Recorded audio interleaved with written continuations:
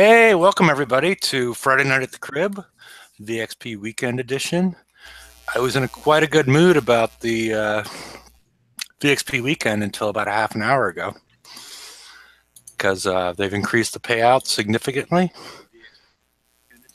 or at least up the limit that you can achieve by just merely taking damage.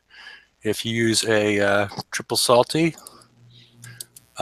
you only need to hit the 100 target 3 times to get it skulled, which is a good thing.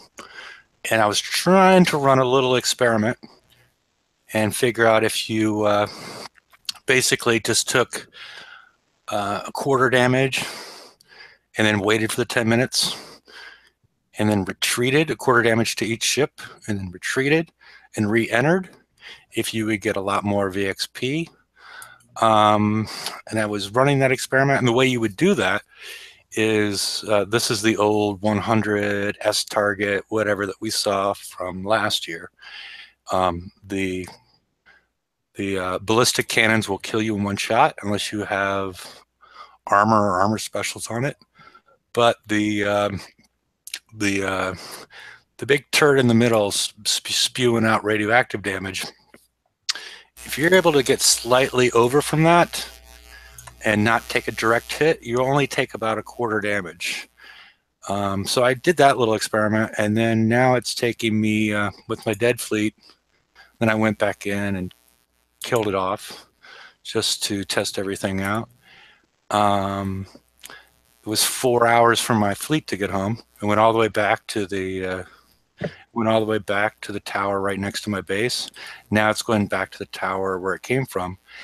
Previously, that would resolve itself in about 5 minutes. Yeah, this was about a half an hour, 45 minutes ago, and now it's down to a 3-hour trip. So, oh well. But yeah, we'll talk about VXP Weekend, Hydras, Buccaneers, all sorts of things, and if anything else that anybody'd like to bring up, and I'll post the link one more time in case anybody else would like to join us.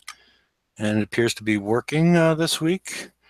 But let me go ahead and introduce everybody from left to right. Toxic. Good morning, everyone. How are we all? Pretty good. Enjoying your coffee? Sure am. Very good. Magic Mike. G'day, mates. Mr. Grimace. Hi, all. And Chris. Yo, how's it doing? Pretty good. 2 doors. Woo! There we go. And this is Hefe. So I guess everybody, how's your VXP weekend going? Done. Done? Yeah. Basically, it hits. What I did is I put my King's Writ in front of my bookers. Took the King's Writ in with it, and the King's Writ would tank literally everything. And I just ran it around, and getting near into the end, you lot were all saying about that blue fire, the extra charge. I was getting the extra charge about, I'd say, you know where the turrets fire that blue shit at you, the ballistic one inside the VX ones. Basically, I'd go from one side to the other, and it would shoot the blue thing at it, the blue extra charge. So that extra charge is pretty quick coming back, from what I've found. Yeah, but you're not getting VXP for doing damage, or so you're killing off the entire target? I was killing off as much as I possibly could because I was bringing back over 88k, and I found if I wasn't killing a bit, I was only coming. I came back once with just killed fleet, and I only got 60k. I killed the fleet, 60k VXP for all 5 fleet, 4 or 5 ships with the King's Writ in it, and then I thought, I'll tank a bit with the King's Writ, and I came back with 88k. Yeah, that's because you were getting a max on the 4 ships, because you were getting 5.5 times 3 times 4 to get to 66, and now you're doing 5.5 times 3 times 5, and that's how you're getting the 88. It's Right. because you added the extra ship, not doing the extra damage. Right. Okay. So yeah, because you were getting 20. Yeah. So I think that's the big difference of why it was the addition of another ship, because the King's Rip wasn't ranked, was it? No, it was not even got any XP in it. Okay. Anybody else? I'm asking because I have the 3-hour trip home, so I won't be able to tell you guys during the show. I've asked Mike to sort of replicate my experiment and hope he doesn't have a 3-hour trip home, and let you know if basically retreating with partial damage and re-entering the target is going to give you additional VXP. So I was doing four buckies, and I literally just put a silver salty on and sent them to their death. Mm-hmm. Got like 60k VXP. So doing that once, if I wanted to do it again sometime tonight in the middle of the night after they repair, I could send them in again and then send them in once again tomorrow. They'd be skulled without any coin. Correct. I didn't want to wake up sometime during the night, so I put a grease monkey on in another slot. I think it was 12 coin. It was either 12 or 14. I think it was 12 coin to repair them, and then I just sent them back out one more time.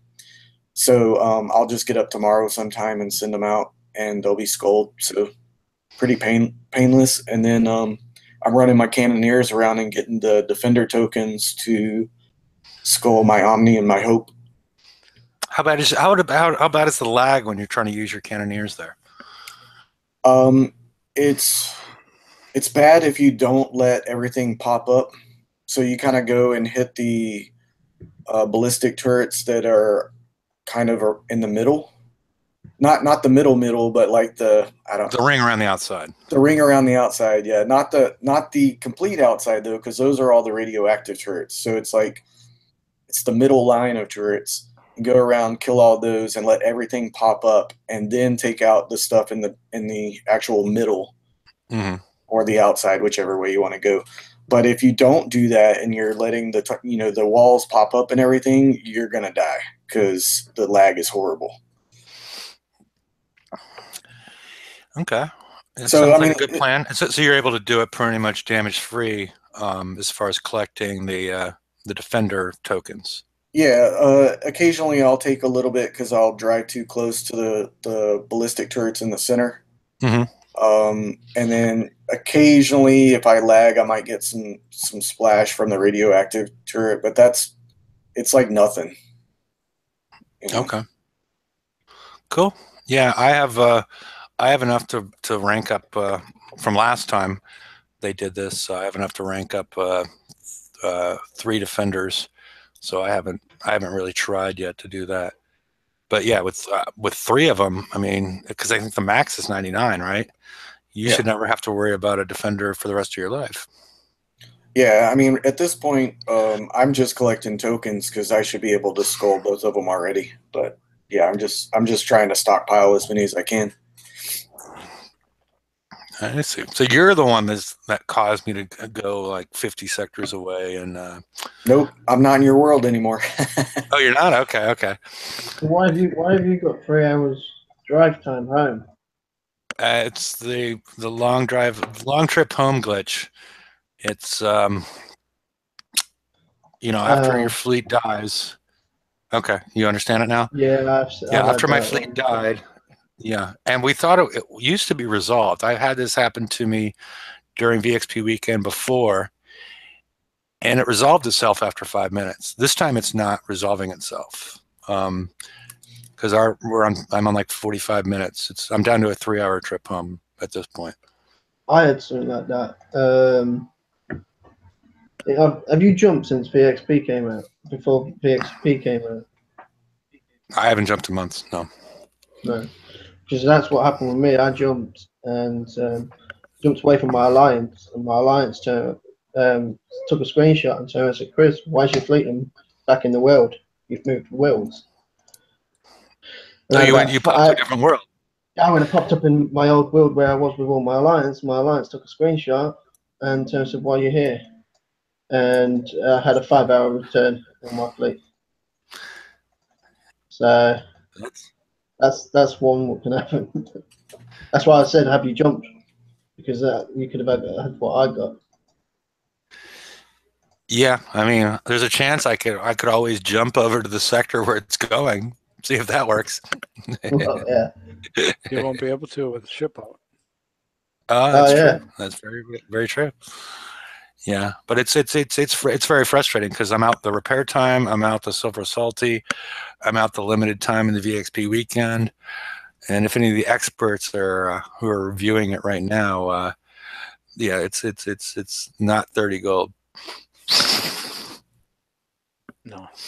So The experts. I can't find a 100 right now. yeah, well, I guess my recommendation on that may seem ill-advised at this point. If you run into the problem I have, is what I've been doing for a lot of these type of targets is I set up bookmarks in dead sectors and on track bases or relay towers, and we'll just go to these bookmarks and then hit relay tower and see if they're there. But I've previously identified, and probably the chart that Ren put together associated with the raid, as far as the activity in different sectors, might be a good way to go, as far as, unless you already know where the dead sectors are around you, to find dead sectors, because the people in the sector aren't hitting these targets. So it could be useful for people as far as finding these locations where there are potentially targets that have yet to be pillaged. Yeah. In fact, there's only one single 55 to be had. Nothing. Unless they're respawning, because they all just blew up a second ago. Yeah, in my sector, after a few minutes, it's the 55s are gone too. So there's like nothing. Yeah, there's nothing right now. Yeah, okay, so I'll keep an eye out. If it pops, I'll throw a salty on there real quick. And see, I nearly lost a grease monkey because of that. I started doing mine, and I wanted to get my books done as quick as possible, and then start on everything else, and everything just despawned. I was like, well, where's it all gone? Jump over a couple of sectors to the right, a couple of sectors to the left, up and down, and get no one. Yeah, if you're worried about that, you could lock things up with a vet or a gunboat or whatnot, and just sit in the target, and when you're ready and over there, you can just kill it I never and then repair it right there. Well, I jumped right on top of a relay tower, so I'm literally right next to them, because I didn't know if they were going to do something stupid, like not let you use the mad relay, or if something like that happened to me, what's happened to you. So it's literally, I'm out and I'm inside the target and I'm going straight home. I had about 10-second drive, mate, and I was in, and I was out. I have to give Kix props for this VXP weekend so far, at least from the targets I've hit, because we're getting good payouts, and you're getting some good tokens for your defenders that you can't rank in that target if you can hit it. And then they're reaping the old targets that have been kind of battered a little bit whenever they clear them. They're not just sitting there. So if you wait around a little bit, they'll clear them, and then a new target pops up. And because sometimes people go in and they trigger those ballistic turrets. And then when you go in, and if you try to drive it, you're going to take a lot of damage from those things because they hurt. But if you wait around long enough, it clears them and it puts a new one out there. Yeah, it's good. It's good and bad as far as having these old. It's good from the perspective that you're looking at it, as far as being able to amass a lot of defender tokens. A lot of people were hoping that this target would be similar to what we're going to be seeing in the next raid cycle. Yeah. So we could figure out how we're going to build our ships and things of that nature by looking at these targets. But now that we have an old target, and there's no, I have not seen any announcement of when we're going to actually see the raid target. And people are, you know, in the pre-show, Mike was asking, oh, should we build it with this or build it with that? And I'm like, I don't know. You know, it's there's no information that's coming from Kickside at this point. Yeah, that's true. You know, and that's the only downside I see of what's going on with this VXP weekend. And it's sort of, I mean, the payout is much improved over what we thought it was going to be. But yeah, it's still boring. You know, just go in and kill your ships. As far as the actual VXP part of the weekend, but I do like the, you know, like I said, the Defender class tokens and getting 3 each is quite good, especially with the year-old fleet. Yeah, I'm not sure what the solution is, but yeah, I just hope it would have been nice if they communicated in some way that we're going to see the new targets at some point soon. Yeah, but but the thing is if they offer the free, we almost must have ticked a little bit that they were going to put an old target in, because they're offering 3 of them. We've not got no ships to build for it to kill it anyway. The new target, so that's why I think they're going to put it in the TLC coming out. They're not going to put the new target in TLC. No, I can't see that. I can see what they might do is like throw some target on the map for Katie shards. You know, you get a guaranteed Katie shard if you hit this new target. I could see that. I could see an open preview. But I don't see them putting a brand new target in the TLC. I mean, that's we don't have the technology yet to deal with it, at least on a mass scale. At least we could peek at the target with the Katie's bonus thing, and certain people that have coined all their hulls would be able to go and do and get the Katie shards. And those people probably already have them, but at least it would introduce it to us, not force us to kill it at this point, because the first time we're going to be forced to kill it would be during the raid. That's moving too far ahead to drop it into TLC. So I remember how we had those relays spawn up for the what was it, the Phoenixes and the Skyfires. Maybe they're doing something like that. Yeah, you're talking, but we won something weird, right? It was like some sort of like, what did we win on that one? I'm trying to remember what target you're referring. Wasn't it a chest at first? Yeah. It was some sort of chest that had. It's at 112, wasn't it? Yeah, something like that. Yeah, that's what I'm referring to, Tox. Like something like that, where you throw some chest that has X, Y, and Z in it. I was just throwing Katie shards out there as an example of something that's not integral to the game, but would still provide people that had the hulls built, reason to hit them.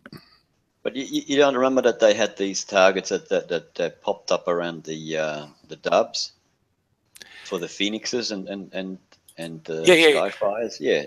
Maybe they do something like that again, you know? Yeah, I'm agreeing with you, Toxic. I was I couldn't remember what the prizes were, but yeah, something like that. I was just throwing out a different prize. But yeah, that's what I'm talking about. That was sort of a preview of what we saw, because a lot of times we'd seen VXP that was VXP targets, like with the skirmish raid. It was never a target that was in the raid, but at least taught us some of the mechanics of the new raid cycle, and that's something that a lot of people were hoping to see today. But I guess we'll hopefully see it at some point in the near future, because otherwise everybody should be going pretty conservative with their builds until we see those. So But yeah, it's a good idea. Brian, you've been quiet tonight.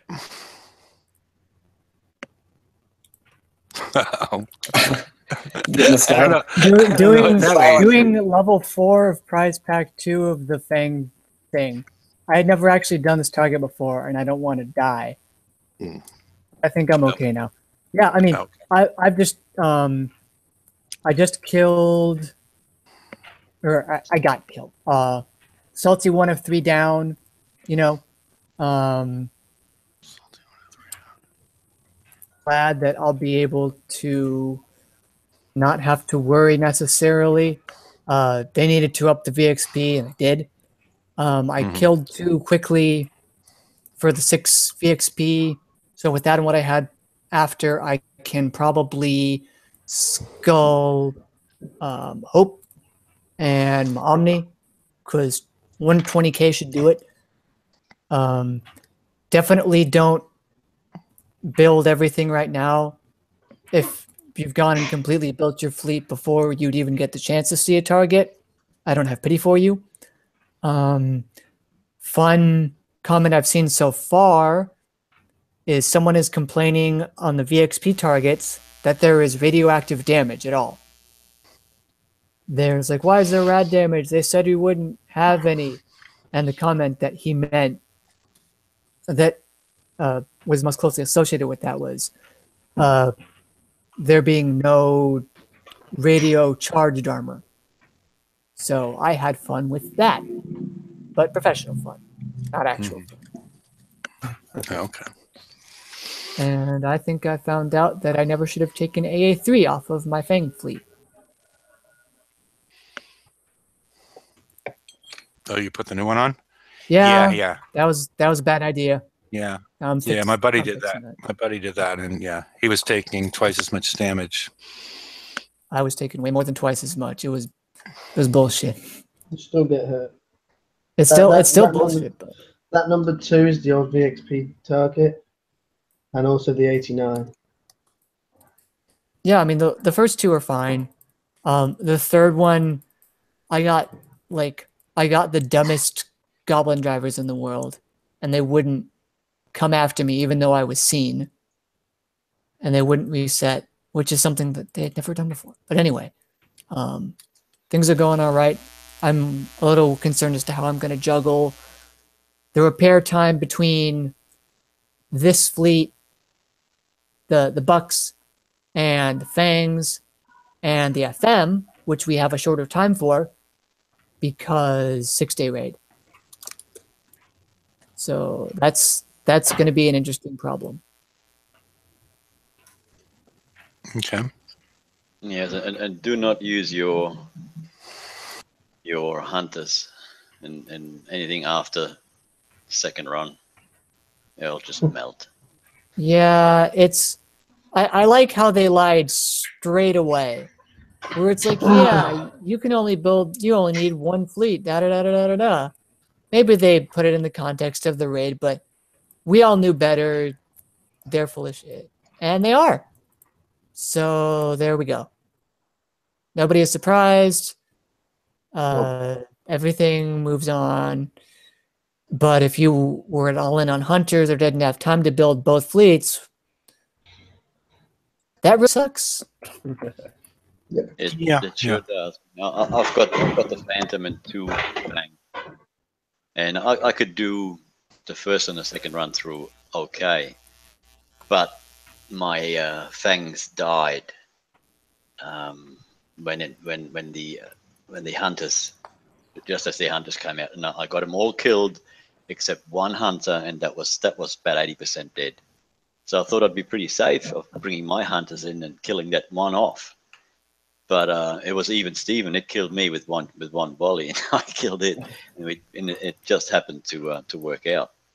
But if that would have been full health, I don't think I would have made it with a full fleet of hunters. So yeah, do not take your hunters in anything after the second run. Well, and it really sucks too that they tie these PvE fleets in with the PvP hulls, especially when this new hull is so strong. Yeah. Sorry. please finish. No, you know, I mean, there's this weird crossover that it seemed like they were trying to get away from, I think, with Bounty. But now you're right back into it where you need the right PvE stuff to get the PvP stuff again. Okay, so the problem with that is what happens to a new and up-and-coming player? You can't get the PvP tech unless you're incredibly good at PvP, and we've already seen the massive swings both in quantity and degree of how fast they shake up PvP and how much they shake up PvP, such that and they placed a lot of these prizes so highly in Bounty. I mean, the King's Writ was still what, 15,000. So if you got hit even a couple times, because you can't really hit a lot of bases with the non-existent stuff they give you and the Omega guns, basically neutralizing anything you could do, that they need an in. And I'm sure they're going to offer it during raids as well. But I think this is... So this thing counters the Hope, which was just offered in the last raid because it has significant ballistic damage, significant ballistic buffs. Yeah, but it doesn't counter the... you can counter that with the Gluttony. I'll go back and look. I think it had pretty. We've already had it run out. If you don't put no what's the damage type on the Gluttony? It's concussive, isn't it? The one with the scats. If you don't put the gun is corrosive. Yeah, if you don't put the corrosive pull on it, it gets one bombed. Literally one bombed. We had a group of us. We did a trial. One of the guys have already got it built with no armor on. Took it into a base. The guy had a Gluttony out front. One bombed it, and it wasn't even the Phantom. It was just a normal, ordinary Gluttony. Just one bombed it. 38,000 corrosive deflection. So it got to max stacks real fast, is what you're trying to say. Yeah. I don't mind people hitting me with it, because if I've got my Gluttony fleet out, unless you've got pull armor on it, you're more likely going to be heading for the water. Because the Gluttony, well, it depends on how you set your Gluttonies up. FA, I have a 100 if you want to. I think he's getting a beer. Oh, okay. Well, I'm sharing my screen. We're going to try that 100 thing, so I can wait. Beer here. Go ahead. Okay, oh, yeah? Okay. All right, so. Yeah, the idea was... Go ahead. Okay, probably the safest way is to do this one at a time, in case you don't get it right the first time. It's basically you're gonna go in, and the radioactive weapon in the center is dumbfire and has splash. And it's gonna start to fire at you, and then you're gonna want to move a little bit away from where it was wanted to fire at you, not too much. Okay, see what happens. Okay, stop. Yeah, you're too far away. All right. It's going to fire again. Well, he's going to get that ballistic. Okay. Now run. Go, yeah. Go all the way up. We've already done this part of the experiment. Okay. Yeah. Okay. Now do the same thing. This is easier because for some reason, with that one, you're able to get damage but not kill you, because I was getting killed by those ballistic turrets. Okay. So, I mean, that's an easier way, or you could get away from that ballistic turret, because the ballistic turret, same thing. Well, okay. No, the objective is for you to take damage but not get killed. I see. So number one was okay then. So if I take one hit from the ballistic, I'm okay as well. Or you would take less damage from the radioactive. You would take about a quarter damage from the radioactive if it hits right. But again, you want to move a little bit? Okay. Because a direct hit will kill you. Oh, man, I didn't get... Yeah, a direct hit will kill you. But yeah, it doesn't have a huge amount of splash. You can't see on the screen if you're taking... Doesn't look I'm taking any. You appear to be moving fantastically well, despite... Okay, there we go. That's what I was trying to do. because there's a potential with you have like a quarter damage. Yeah. Yeah. So the idea would be to go in, take a quarter damage, and then wait for this to time out, and then re-enter the target. Mm-hmm. And then just keep on doing that with a quarter damage. I'm gonna do this one at a time. I mean, you know, somebody like, you know, I know George be like, oh, this takes too much time, but if you die, you're taking 11 hours of repair.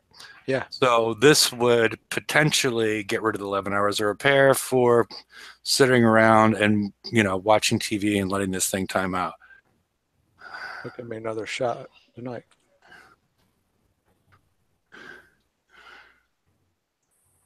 I'd say just let it like sit still, let it hit you once, and then run. Yeah, I think but if you take a direct hit, at least with me, if he doesn't have any armor on, it'll kill you. CL3 on it. Oh, you have CL3 on it. That's why. Yeah, if you don't have an armor special on it, oh well, if you have CL3, you might be able to take a direct hit. I wasn't able to take a direct hit. I'll go for a direct without an armor special on it. I would just boom die from it, and that's why you were able to take the hit from the ballistic. Okay, well, I'll just let it. I'll just sit as soon as it shoots. Okay. And let it take one hit, and then just go back to the base, or take a couple. No, just take one. Oh, one shot. See, that's what I'm saying. Yeah, that's what I'm saying. A direct hit will kill you. Yep, you're right. Are you sure that one had CL3 on it? They all do. Yeah. Okay. Yeah. Thanks. That's why I was. Well, you're at least going to be getting. Well, let's see. I'll put 5 minutes on it or 10 minutes on it and take it back in and see. Well, at least. No. The idea is we're going to wait for this to time out. Correct. Then you go back in there and kill them off. Or you could keep on doing this, but as far as the show goes, it would be a lot better if we got the answer now as opposed to like letting you run through and time out a bunch of them. Well, I'll kill them. Yeah, but wait till you can leave and then re-enter. Yep, 5 minutes before you kill them I off. can do that. So I'm gonna see if there's another target out here. Okay. So you're gonna hit with something else? I was gonna hit with the cannoneer. Okay. Because I don't know how long they'll be there. Cool. Are there any special offers in the store worth getting? I've just come back to the game. The store is random, so not everybody has the same specials. So. And worth getting is subjective. Yeah. I mean, everybody has their little line. You know, I know. You know, some people it's like 33% off. Then they're going to buy them. You know, there's different numbers that people have as far as what's worth getting. Cool. So Rum, how are you doing? No, Rum must off beginning Rum.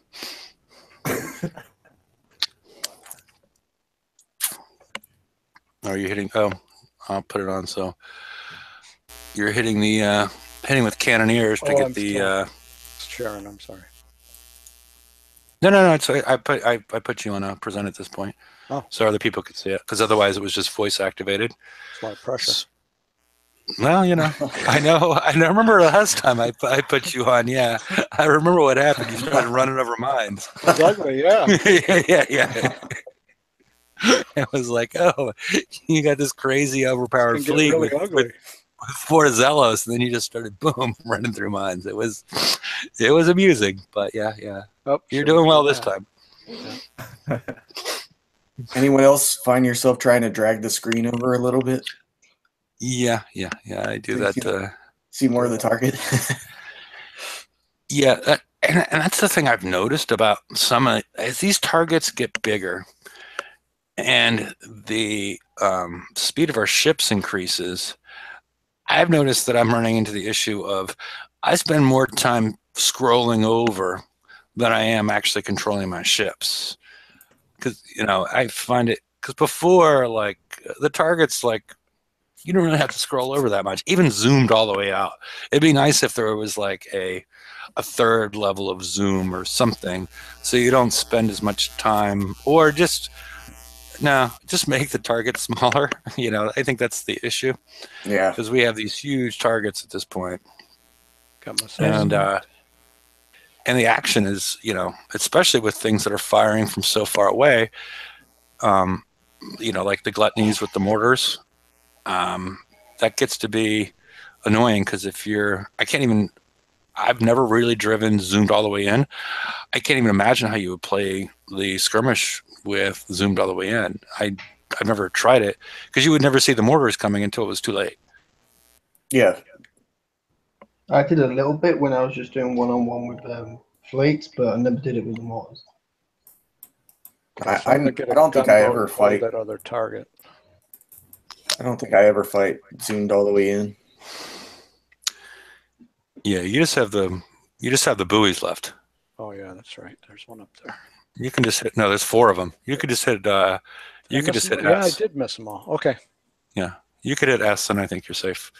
Okay. So I'm assuming if you left the like one buoy in there and you waited for the timeout and you left, you could probably help prep for lower level alliance members, huh? Yeah. Yeah. Yeah. Hopefully, unless it, you know, there's the potential that it explodes, but yeah. you know, but I don't have any experience with that. But yeah, that does make does make sense. They seem to be on, you know, like I said earlier, some kind of timer where they refresh ever so often. So you'll probably get some that'll disappear on you, but I would think most of them would hang around. The only reason I mention that is the old skirmish targets, where if you left the drones, nobody got the bonus. You know, like if you killed all the ships and the drones were left, the target would reap. Yeah, but I think drones, or if you ran out of time and you had drones left. Yeah, but drones were kind of dealt with differently than like structures. Yeah. No, I'm saying I'm saying 95%, 98% chance what you suggest works.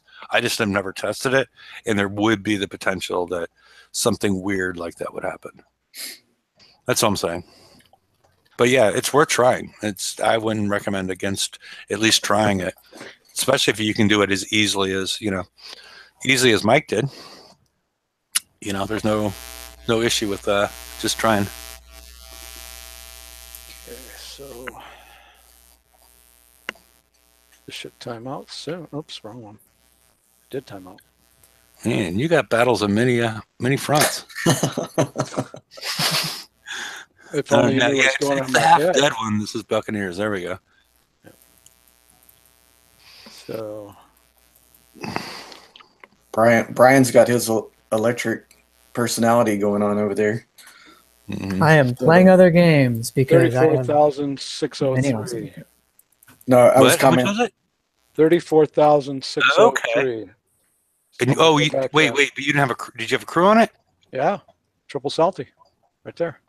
Okay, and you weren't supposed to take it back, but you're supposed to hit another target. But at least we got no. But at least we got our answer because you're basically half. No, it's okay. So he'll be okay because if he hits another one and then we see what he gets total, right? Yeah, except for the fact that he got 34. He basically got half, and he's about 50% damaged. Should I kill he got 34. No, he's less than 0.5%. Okay. Yeah. So. Yeah. Should I try and do that again and see if I can get some. Or just kill him off. Just kill him off, and we'll add up the numbers. Okay. Yeah, we just want to see if you get more than like 60. I want to say it was like 66K. Yeah, it's 66K. Yeah. So now I only have three ships in there too.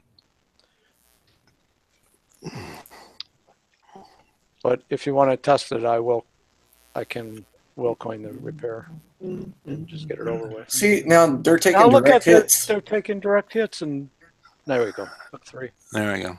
Maybe they have criticals on their side. Maybe that's what happened before you took a critical. I don't know. Okay. Yeah, that was odd. Yeah, but the whole idea would be to like keep on going in and out and seeing if you're getting more. So we got 34K plus. And survey says 31. But that's only 3 ships. That was only 3. Well, it's 34. Just the same as doing it one time. Once you add up the 500s, you got the same amount. So you do it one time and you don't have to mess around, right? Yeah. Yeah. That's what it looks like. At least with those ones. I mean, the other one, if you have any Conquerors, you want to, you need to, we'll have a lot more armor. Do you have any Conquerors that you want to rank up or need to rank up? I have,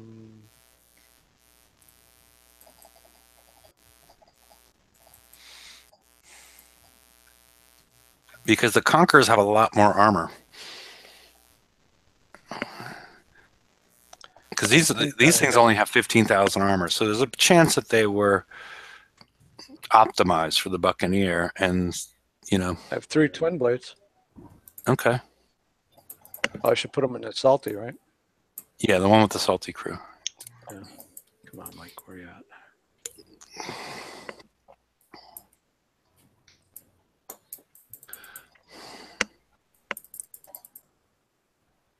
Can I talk about like the gun or something while we're doing this? The chaos, the Conqueror gun.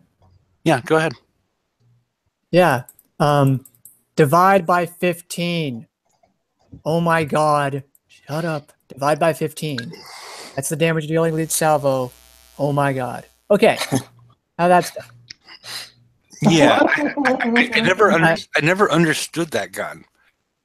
I mean, it's doing a lot of minimum damage, right? Yeah, it's a lot of minimum damage, and the thing is too, the hull has damage bonuses to every weapon, for every damage type. So, like, do they want you to use other weapons?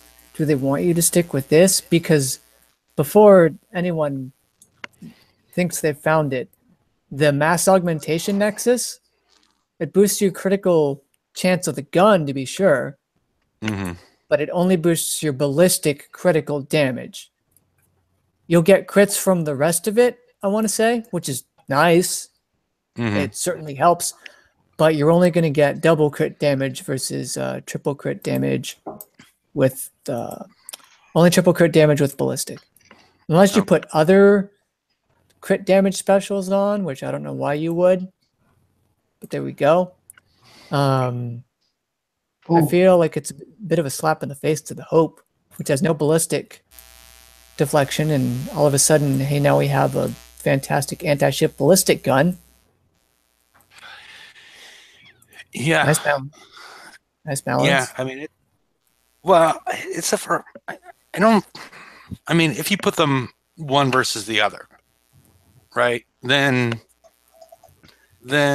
yeah, it doesn't make sense and it seems unbalanced. But if you don't put them one versus another, if you put it like, okay, now it's got weaknesses to corrosive and other things, I don't mind that. As long as there's another, something else out there that's going to kill it, the Hope is just another. It's just another tool.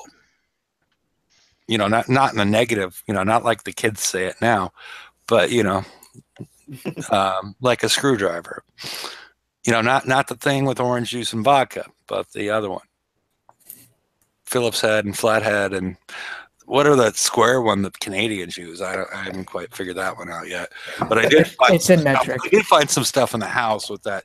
I'm like, oh my goodness, they put these cabinets together with these weird square screws that are, and I looked them up and they use them a lot in Canada.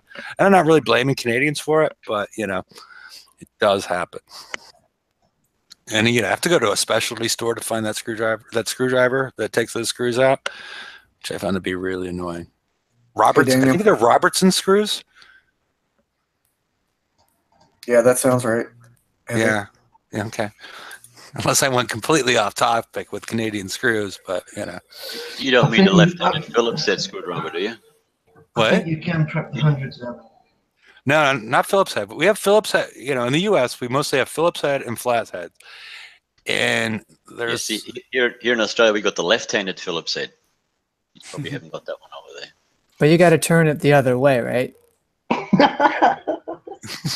No. I don't even know what's going on now.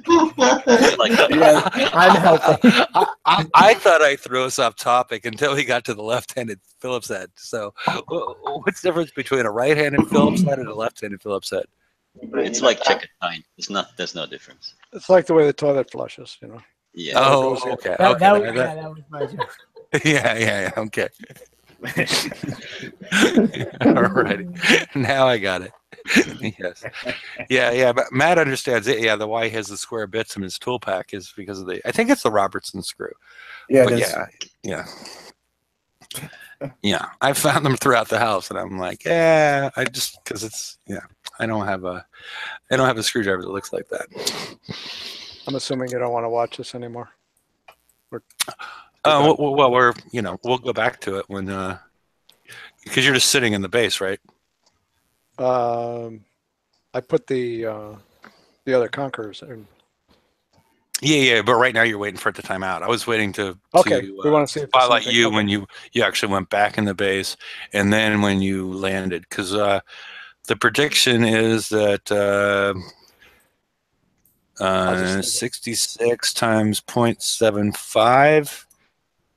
If everything worked out to normal, you would get 49.5. It's having 3 ships instead of 4 relative to what we were seeing before. Because I got 66 with whatever. I need to go on mute. My phone's ringing here. Go ahead.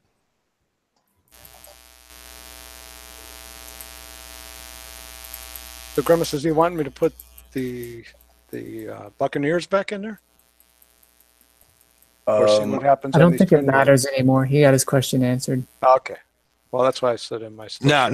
No. I'm saying go back in. After it times out, retreat, and then go back in and send your Conquerors in and see if you get more than 49.5K. Because it might be, what I'm trying to say is it might have been, and you can kill them off. Because what I'm saying is the limit or whatever's going on right now with the VXP targets, this going in and out per encounter math, because this is sort of changing things if it doesn't matter.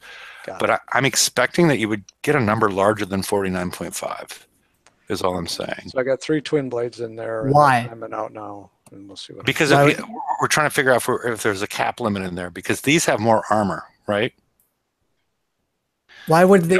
No, the cap has always been 100% of your health. Always been 100% of your health? Yeah. Okay.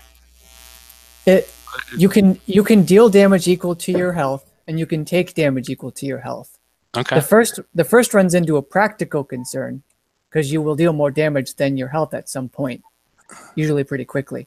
But you can never take more damage than you have health.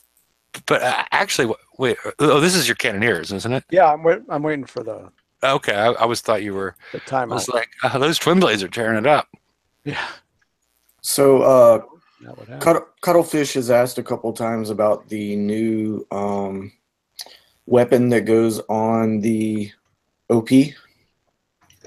If anyone has seen it in action. I know I haven't yet. I have not seen it in action, no. Nope. I'm sure there's some out there. I might get it tomorrow, but other than that. Oh, this lag.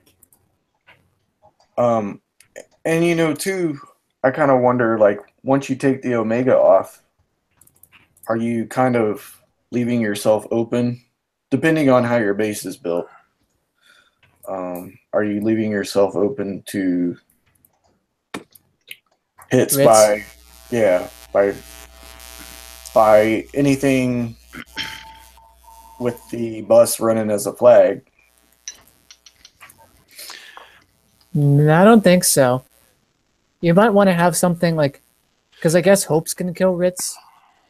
So if you have something else that will defend against a Rit, you can put that in without any real concern, because that 400,000, because it's okay. We don't know that it's not reduced by turret defense, but I think that's a reasonable assumption to make. Yeah. Because it's not reduced by that, all tier 6s are still screwed unless they have a ton of splash damage reduction and a ton of ballistic deflection, which I don't think any one of them would have. And even then, they still have to, live. But I do have it's sort of I do have an idea for another article for you, or George, or whoever wants to write an article on this. But it would be nice to know what basically the maximum damage any turret can do, so we can compare it against deflection numbers that we see, and then put in create that table, and then have, okay, if you have 50% damage from fire support, or 75, 100, 200, when do you start to crack some of these things, and what's invulnerable to a damage type? Was it? You understand what I'm saying? Did they ever answer? Did they ever answer if fire support affects the weapons on the OP? It never says in the stat block. I'd assume no. But we never got an official answer. Because that's a big point. So don't go back to the base, Hefe. Just go back in. Yeah, retreat, go back in, kill them off, and we'll see how much. If you get more than 49.5, it'll be, interesting. Okay. 49. If it's 49.5, it's, just go in and kill them. Don't bother screwing around. All right. I mean, maybe I can try to write a PvP. I know I wrote a PvE damage article. I think I can hawk a PvP one together. Although there were, oh my god, people.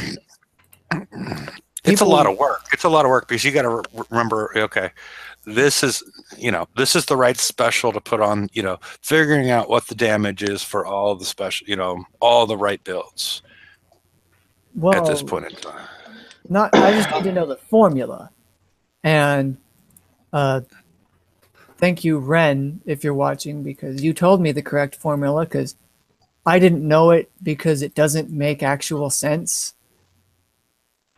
Things are applied. Which formula? For turret damage, actual turret damage, things are applied in different layers. Mm-hmm. So now it's no longer just multiplication is commutative. They're in different steps, and each takes the base value of the other. So it's a little weird. But I do love that people would keep reading the articles about the Buccaneer and they're like, what about deflection? Get out. If you don't know by now, you don't have the Buccaneer, and if you have the Buccaneer, you really should know better. Okay. So no difference as far as going in and out. So okay. Just do it once, then. Yeah. Okay. And it was funny, immediately after that question I got a text message that said fire supports do not impact the outpost. If you saw how quickly that happened. I didn't. I don't know if anybody can hear the noise with me getting a new text message, but immediately I got a text message on my phone with that information. Yeah, it's never been on there. It's not. Yeah. It's not considered a turret. So that's good news in some sense, because 50% turret defense doesn't apply. Which reminds me, the new ballistic gun is what, 400,000 damage? Yeah, and a single salvo. Yeah. Yeah. I reverse engineered it. The 60% splash damage reduction on a RIT, combined with the 100k ballistic deflection, 250k breaks it. You deal 400k. Do that math. Although, to be fair, you're never going to hit it dead center. It's just not going to happen. Unless they stop, right? If they stop, in which case, because the spread's only like 5 or something like that. Yeah, the splash is 70, the spread's 5. We don't know the fall off on this one, and the place you stop them is your portals, right? They gotta, Yeah. Most people are stopping at those portals, especially if you have them placed correctly. your second portal, they're going to have to stop for that, as long as, because the reload time is what, 15 seconds? It's fairly long, right? Yeah, and that won't get reduced because, again, fire supports don't work. Mm-hmm. And I don't think there's any reload specials. Can't rank up your OP? Well, you can't put, like, what is it called? The ballistic suppression recoil with the ballistic damage and reload. You cannot put that on your outpost. Mm-hmm. You can only put that on your turrets. Yeah. So, but it's got a 1,000 projectile speed, so it's probably the fastest that we have so far, I think, or equal to what the fastest is. Yeah, so I reckon it would be shooting across the screen pretty quickly. So it'd almost hit you dead on. Means the Omega is 975. So, and you know how easy that is to outrun. Yeah, and the Kingswrit's still moving at like 60 something. It's still really fast, and you have to outrun a radius of 70. So it's literally forcing them. You got to force them to stop somewhere. Oh, that was a thing. Not necessarily.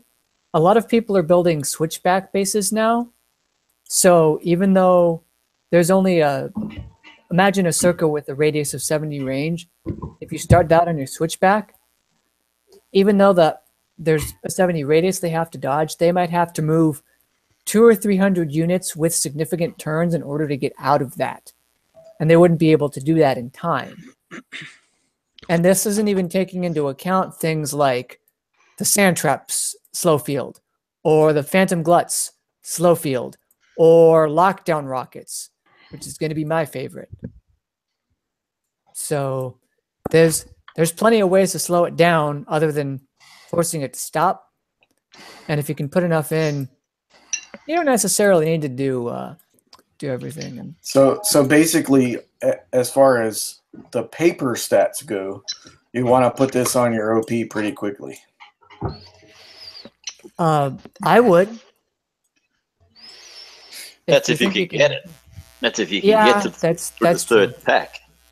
Third pack is okay. So 1 and 2 we know, 3 and 4 the oldest target. So I guess number 5 is the newest test target. Yes. Okay. It's the easiest one out.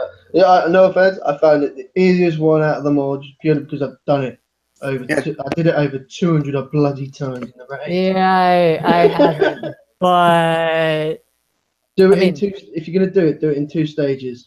Take the gluts out first, then take the ships out. Oh yeah, are there sonar ships in that one? Yes. Okay. Crap. Because I'm the guy that put Hydra resists like a scrub. So. But also on the other thing where you wanted to know if you can prep these 100s out for the base things, I would say you can, because I'm going into pre-hit ones and I'm killing it and I'm getting the tokens. So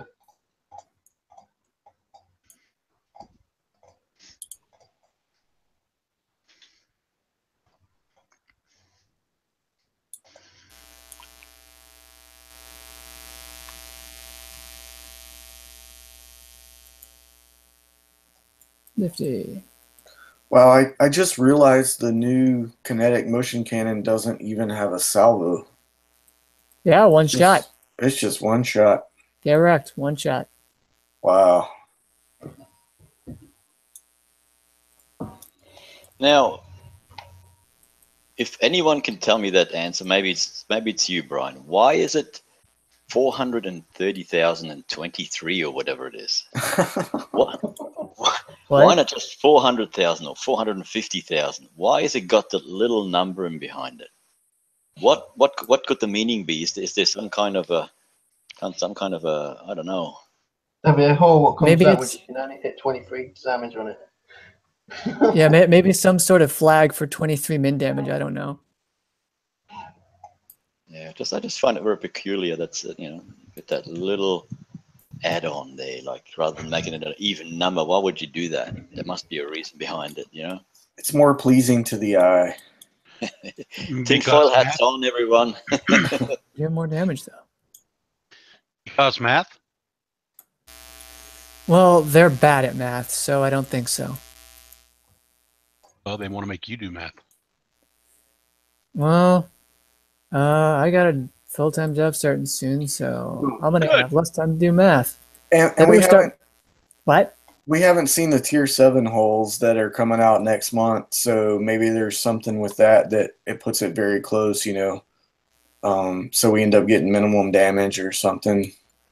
That could be. That could very well be that it's already tuned. That it is especially tuned for the tier 7 holes. Yeah, yeah. And you know that brings up along that point too, is like we just got this new tier 6.5 hole, but they've already said the tier 7 holes are going to start next month. And so if you build it like all of the other holes lately, you might get about 2 weeks out of it before the tier 7 holes come out. Well, but the tier 7 hole is going to be in bounty, and it's the very top prize. If you're at the very, very top of your PvP game and you get really lucky, you can get a tier 7 hole. So then you get 2 more weeks past that when you get it again, right? No, it's usually 6. They did the hope in the raid because they wanted people to have defender tech. Because they knew it was going to be obsolete when the new tier 6.5 came out? Yeah, probably that too. Sorry, I'm being cynical, I know. But. No, you're being right. I too am frequently cynical of this game, but I'm also right. Look, in the bounty, how many people would have gotten that hull in the bounty? Not too many. So not too many people have coined it. So they put it in the raid. More people get it. More people coin it. More people money for kicks. It's just the way they do it. That's how I see it. Well, I mean, you look at like King's Writ, how cheap it was this past raid. I mean, 5 million points. I claimed all. I mean, that's like giving it away. But also, it's running towards the end of the cycle. Because we're going to start seeing tier 7 conquerors some point soon that are going to basically blow these out of the water, I'm assuming. Did you just come back, Hefe? Yeah. Okay, yeah, because no, that's what we were just talking about. Okay. But yeah, no, you're totally right. Like the tier 7s are coming out. That's what I was saying about this new hole in the TLC. Is that you know, in a couple of weeks, it's probably going to be obsolete again. That's why they're putting it at 6.5. Yeah. So I just want them to pull like a Xeno's proof thing and just 6.5, 6 3/4, 6 7/8. Never make it to 7. Yeah, 6.9. 9999999. yeah, but the thing is if they did that, it would only be little. If they did that, it would only be little climbs up, so you could still potentially do it with a King's Writ and a bus. Oh no! It would be extreme jumps between each one. Yeah, they don't actually balance. Real talk. You're not going to see any increments here. It's going to be, you know, several it's not gonna be 100,000. Like, this hole has 1,000 more deflection. No. Yeah. And that's why I was bringing that up earlier, Brian. The idea of there's some sort of table with like that was updated by somebody, like with the right specials and whatnot. What's the maximum damage that you can expect to do out of the top end turrets, and then a modifier with the fire supports, so we can, because right now the numbers are getting so large and sloppy in my mind. You know, like, okay, now it's got 295,000 explosive and 430. Like, where's the line where it's invulnerable? Oh, we're going to be in the billions at this rate, like very shortly here. But what I'm saying is the way they're making these huge jumps in numbers, it's you know. Yeah, it doesn't make any sense. Yeah, I mean, take a look at your turret health when you go up level to level. It's okay for a while, but then it's like, yeah, 4 times, you know, 250,000. Oh, breaking news. Look at that. Look what Corey did. Oh, I'm going to file a ticket, player ticket. He's hacking. What did Corey do? 2 and a 7. Exist. They do exist. Oh my goodness. Yeah, what? Everybody put in your ticket. Yeah. Hacker. Yep, the hacker ticket. You don't even need to put in $50. Just report him as a hacker because he got 9 days worth of build tokens. Oh. Yes. So, That means I'm not going to get my 9 days now. well, we're going to report you as a hacker too, Rob. Why? If you get 9 days worth of build tokens. Oh, okay. Yeah. I was just going to say he took the 9-day token, so nobody else is going to get one now. Yep. Yeah, there's only one in the whole game per week. Yeah, per week. Present. Corey, I think we're going to line up to hit your base now. I mean, you guys are my conqueror fleet. Post the scores.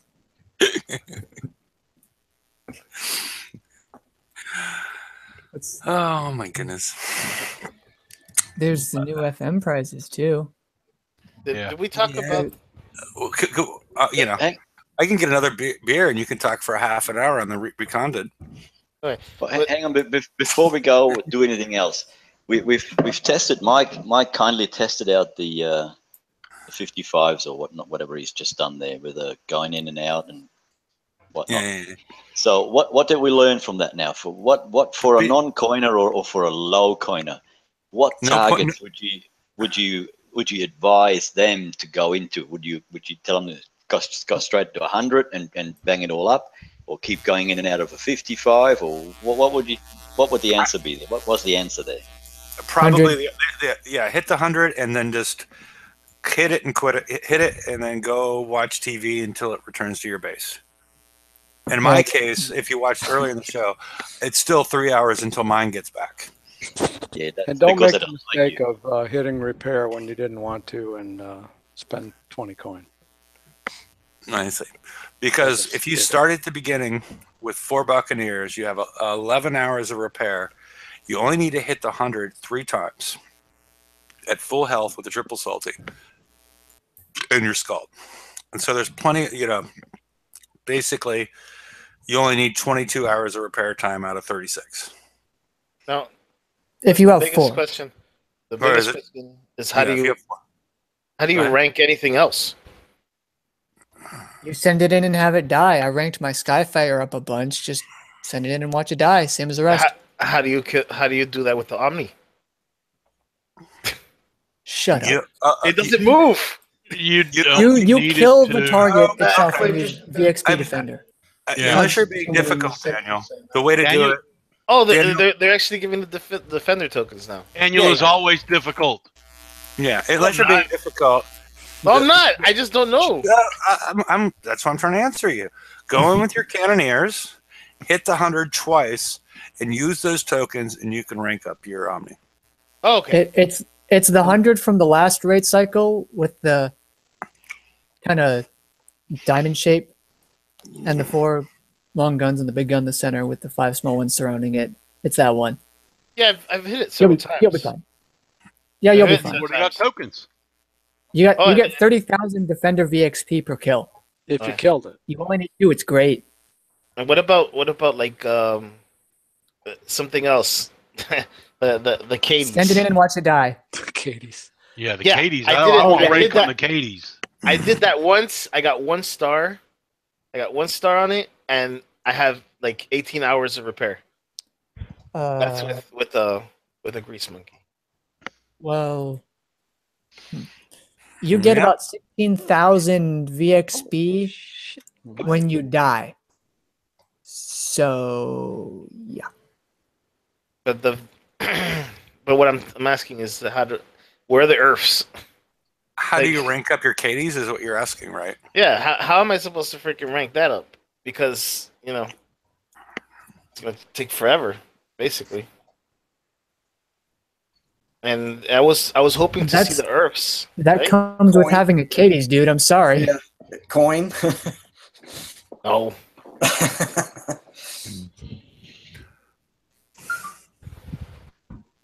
Oh, well. Well, Cuttlefish says you get what you deserve for building a Cadies. You know what? Yeah, It's just like the people that have coined all the guns and specials on the Buccaneer fleet. Now, sorry, buddy. Dude, you have made your own bed and now you must lay in it. Kicks, I made our bed. So he just chose to lay in that one. Yeah. I have a question. Can we talk about the Hydra? Sure, go ahead. I really haven't looked at it much, so I was hoping you guys could tell me about it. Like we sort of said earlier, I think a lot of people aren't. I don't particularly want to talk about some of the builds associated. We talked about it on Wednesday, and you saw that as far as the comparison, as far as defensively, it's not about haul, but how to build it. I'm not even really going to hazard a guess until we see the targets. But my assumption is there's a lot of siege battery, siege battery and siege targeting in your future. But that would be the assumption. Okay, and since they shined us on, because it was supposed to come out this week, right? So that we could rank them. Yeah, well, that's what they told Rampage. And then they laughed behind his back when he said that. And then, now we're back. And then they told him, and they're like, oh, that was a joke on you, Rampage. Merry Christmas. So, yeah. It's sort of their April Fool's jokes they do in December on the new guys. But, yeah, it's going to come out. It's going to be a 2-week TLC. Starting next week. But yeah, it's not available at this point. There's no sneak preview what the target looks like at this point. So, I mean, besides the stat, it looks like a balance. It's gonna have more range than the Buccaneer, and it's gonna have a good amount of defense. It looks like a good haul. I mean, the difference in range is the one that has me most worried. And then the weird part is that mortar has a range of 70 to 90, which we've never seen such a confined range before. What mortar are you talking about? The optimized mortar D whatever. I forget the name of it. The mortar that's coming with the new launch. You mean launcher, right? Oh, yeah. I'm sorry. Yeah. I'm sorry. Yeah. Okay, yeah. You had me confused there. I was like, we're getting a mortar now? Yeah. No. I'm sorry. Yeah. No, the new launcher. But yeah, I think we. Hopefully, we'll see that. Go ahead. Do you think they're going to do another VXP run? Doubt that. Or give us tokens or something to allow us to rank those up? Since, I mean, originally they were saying we were going to be able to rank these up if we got them and built them, I guess. They did say that. Yeah. Then he started crossing all that out in the after they had their fun with him. Yeah. So, but yeah, so my guess is, I mean, that's the weird part about it. Do you go and spend the time building a full fleet of? Because that's the questions that we have. Do you go at this point and spend your time building a full fleet of Buccaneers, and then ignore the Hydra for the first raid cycle? Or do you build like one or two of them or build one or two of them until you see the Hydra, and hopefully maybe you can use your cannoneers because they have the extra range that it doesn't have. I mean, that's the question that's out there right now, at least in my mind.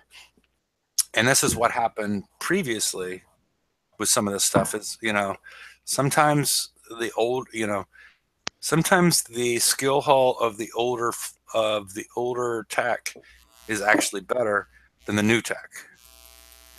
Like with the garrison hull, we had the we had the icebreakers, or you could run it with punishers and citadels. Yeah. And you did better with punishers and citadels than you did with the icebreaker.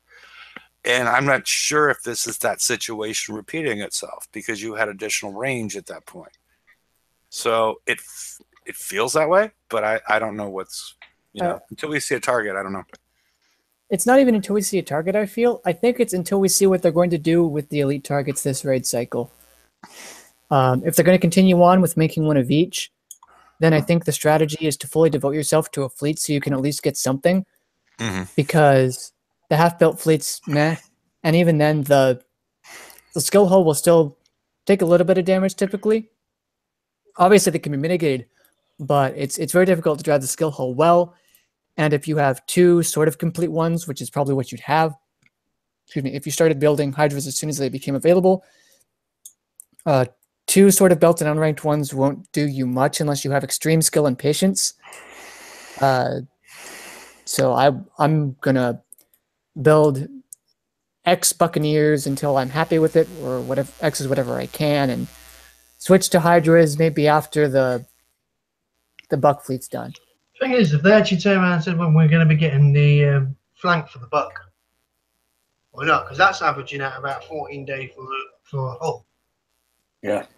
Yeah. So we got I've got 6 days left on my build for my first Buck. I've still got 3 more to do, and then I want to get the flank out. So when are they going to give us the flank? Are they giving us the flank in the next TLC or what? It's usually the raid. The time, which was where we got the Phantom Fang, is the exception rather than the norm. But I mean, it's good if you have both of the hulls and you have them fully built and fully armored and fully everything. But yeah, I mean, I've started on my fangs, and I've gotten the Phantom and 2 fangs, and I've got them, and it did the job all right. And then I got told, oh, better build the Apex Hunters. So I started building a full fleet of them, and only got to the fourth hull, and the fifth one wasn't ranked, but it still did the job. I could still do a target if I drove and went in and out a couple of times for an hour or less repair. So it's not that you do desperately need a full fleet of everything. If you got the like 3 of them, 4 at the most, then you should be okay to do the raid. You may not be blitzing it and having it easy, but you can do it. And that's with no charged armor as well. I did have a couple of charged armors on it, but not a full complement. I only had 1 of each, I think. See, that's the other thing. Like, until we see these ones, we don't know if we need any radioactive. Like, if they are going to offer us the radioactive in the campaign, and you split on what you put it on. If they don't offer you enough, you put it on your books, or do you put it on your Hydras, or whatever they're called. Yeah, that's the problem without seeing the target, and even when we see the target as a preview, it's not going to look like that, but at least we start to understand the mechanic of what the target's going to look like. And, yeah, no, it's tricky until we know more. I'm building everything very conservatively until I see the target, an engine, some weapons, and, Which is exactly what they want, because then it leads to more coining. Yeah, nearing to the end. I'm just going with the build I've got, and if I have to do it in VX, I take a chest. I take a full 2 weeks worth of chest. Well, I take tokens into it with a chest, and then there's the tokens there. So if I needed to change them out, I just change them out. Plus, it's a 4 month raid cycle now, so you've got the extra month to have everything ready. Yeah. Yeah. Well, except for the escalation upon the escalation. Yeah, true. But still, yeah, you know, for the final showdown, you still got the extra month.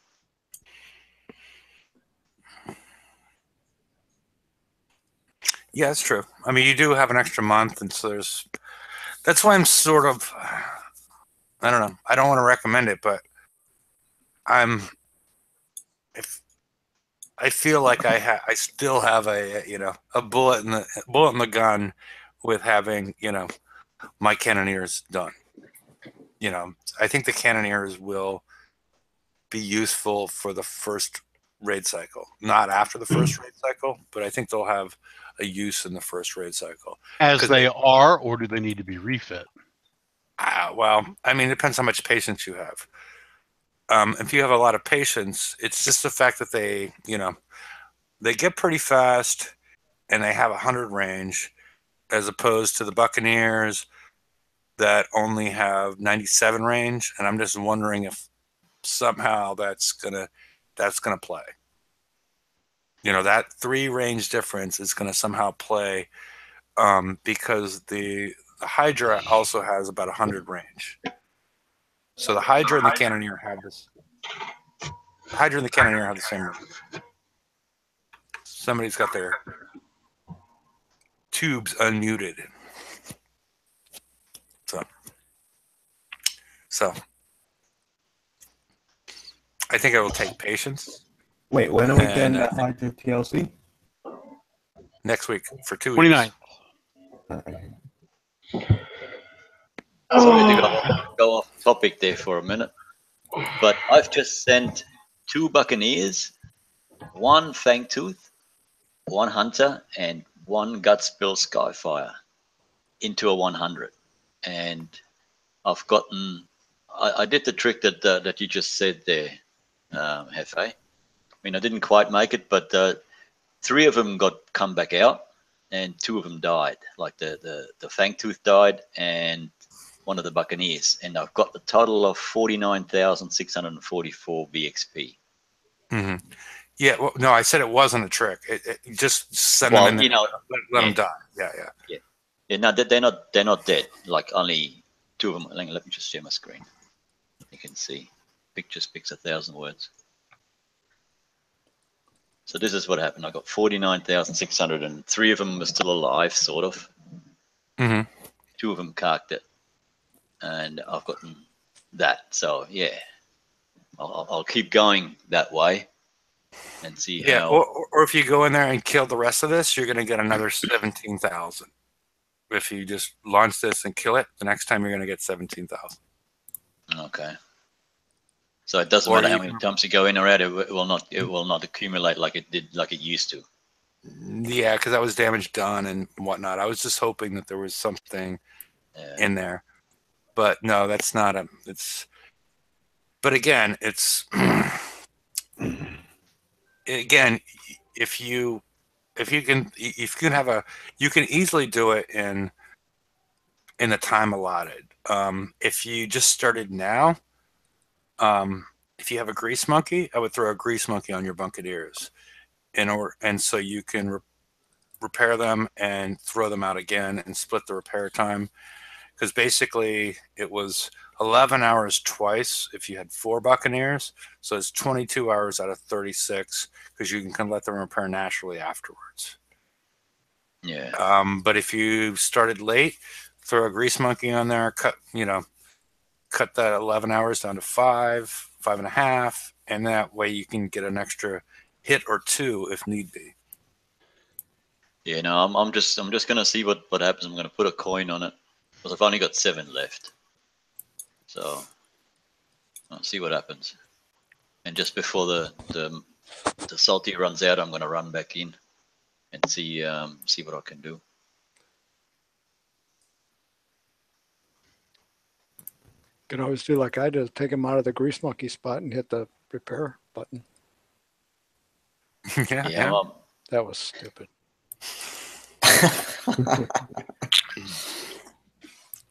Can't say I've ever done that one, but I probably will at some point. They were sitting with the grease monkey. All I had to do was hit repair because I wanted to go ahead and finish it. And what do? I send it back into the salty pit and then hit repair. What a dummy. At least I'm admitting it. It's Kix coins anyway. Yeah, I'm expecting some Kix coins, even though just now, after it might have been the full 3 hours, because I'll have to check. You should get some. My fleet just came back. But it was 6 o'clock. So it was 2.5 hours they were gone. So it wasn't the full 4 hours, but it wasn't definitely coming back quickly. So yeah, it was 2.5 hours they were gone.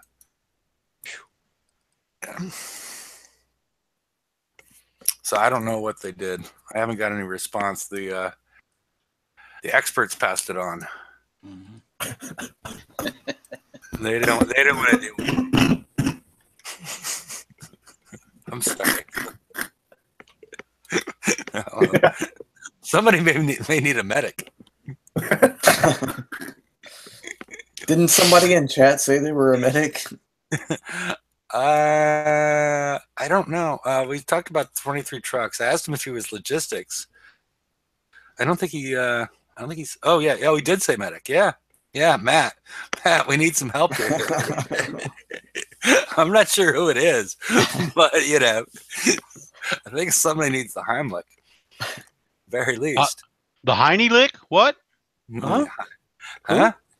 I don't know. Heimlich. All right, Boulder Fist. Oh wait, no, that was Dr. Death. Never mind. It takes so much self-control not to say something right now.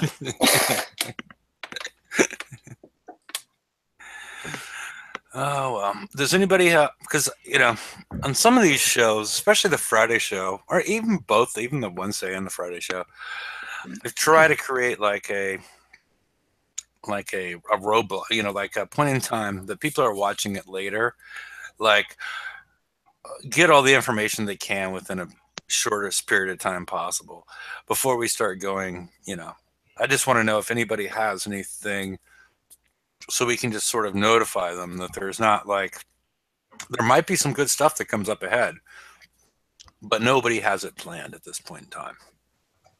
No. Okay. So you all are forewarned that, the show is going to continue, but it's not scripted in any stretch of the imagination. But, okay. Now that's out of the way. Let's see. I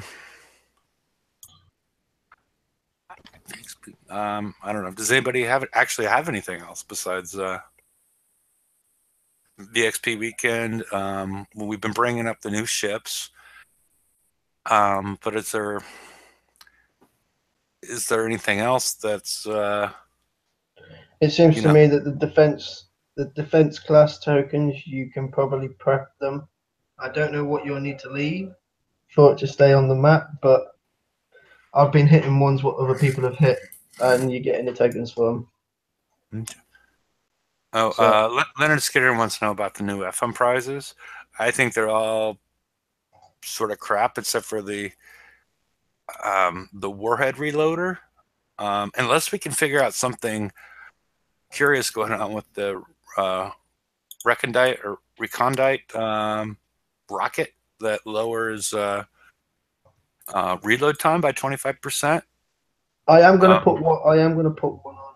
I'll put one on each of my icebreakers as well. I don't even know if icebreakers is where it goes. I mean, it could be.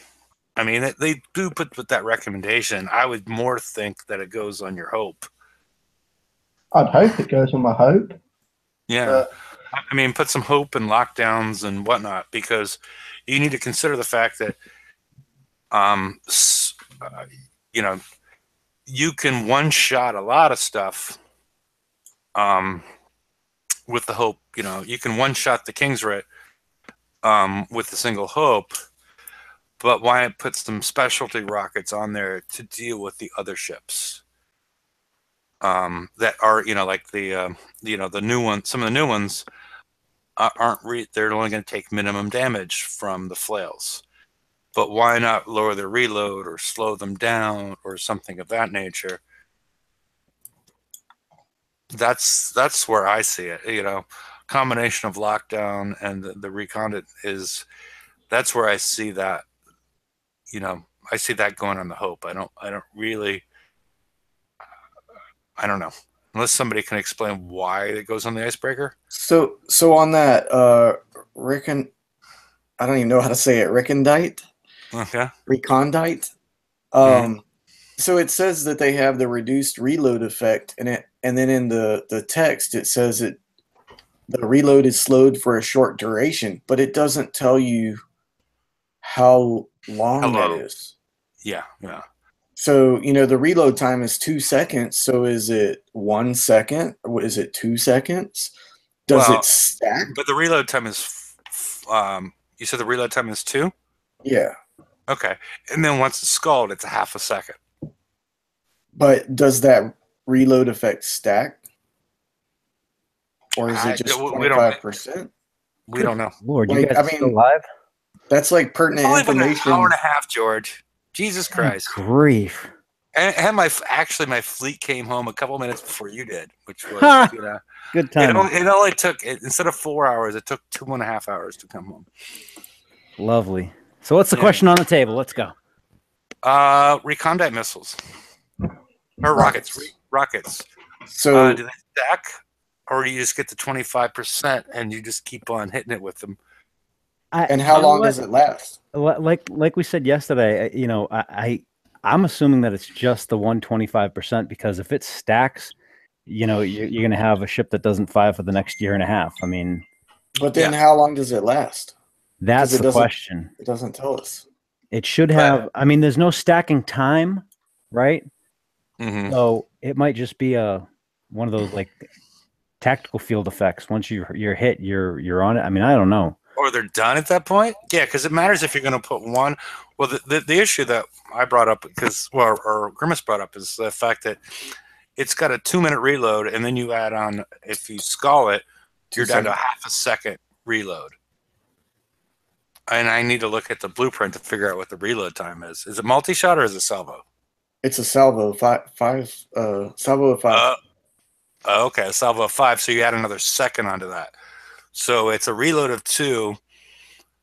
So it'd be 1.5 seconds at scald, because it's 1.3 seconds, because it's going to be 0.8 for the reload. 0.8 for the reload time.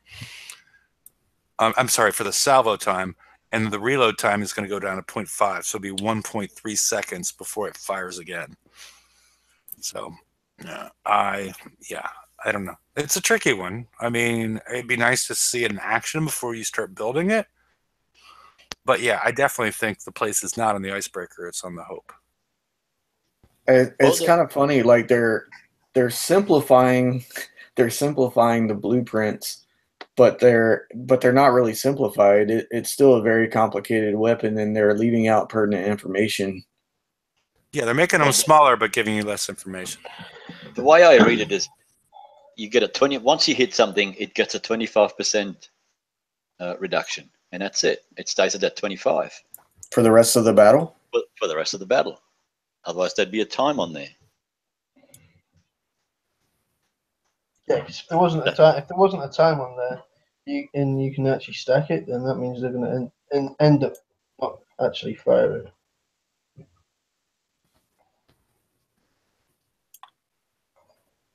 I mean, yeah, that makes sense, but it's so.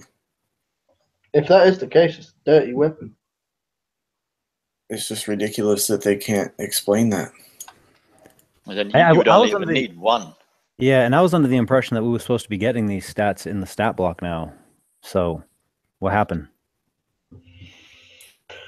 You bent over again.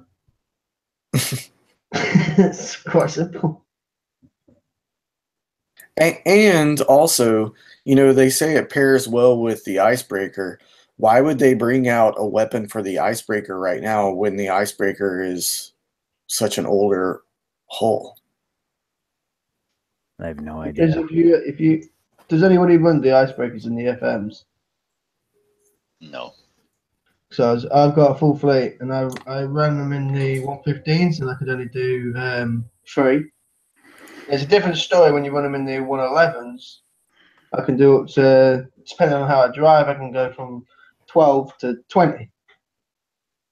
So is it just to help those people out that are still running the icebreakers in the weekly? More than likely, because it would be them drag things. Because I don't actually have any anti-mortar on mine, because I've already got 2 sprints.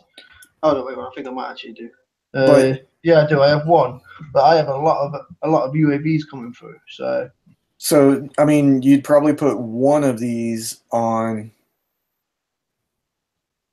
I mean, I guess each ship, because when you're removing the 100 Vs, you're losing speed. Yeah. So you're not going to want to have different speeds on different ships. So, I mean, you're probably going to put 1 of these on each ship. And is it just to slow down the reload on the UAVs or from the drat carriers? I don't know. Would it work on the turrets? It will work on anything that shoots at you. I mean, are you getting hit that often from the turrets? You know. Well, the ice ones, yes, every now and then, depending on if I'm moving or not. But everything else, no, not really. Apart from the missiles. Well, anything that's got a reload speed should be affected by that weapon. So everything then. Yeah. But I'm not using them now anyway. I've got a decent FM fleet for the monos now. But I can test them out. See if I can get any more done. I mean, that's really probably the only way we're going to get answers to these questions is to have someone test them out, because I don't think Kix is going to tell us.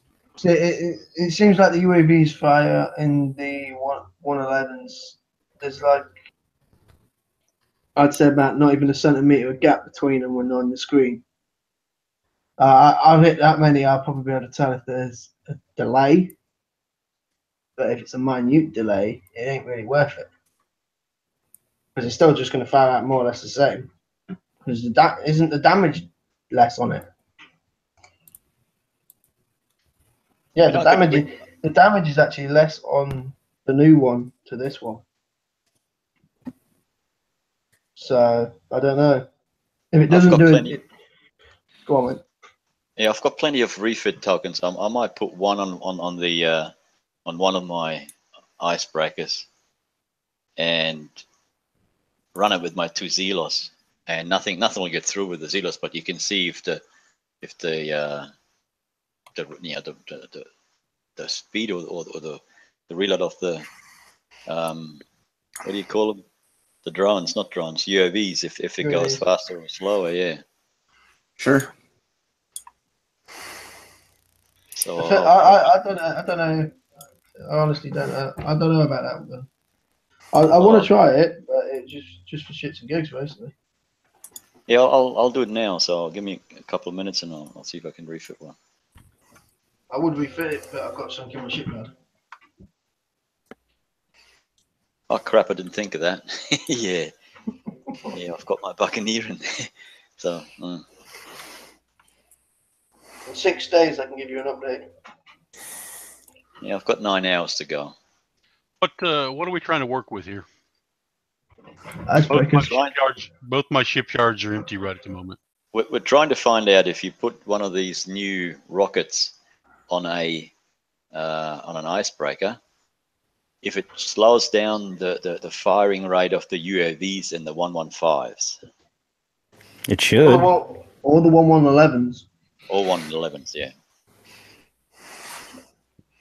Because I think there's a slight minute difference between the 111s fire and the 115s. So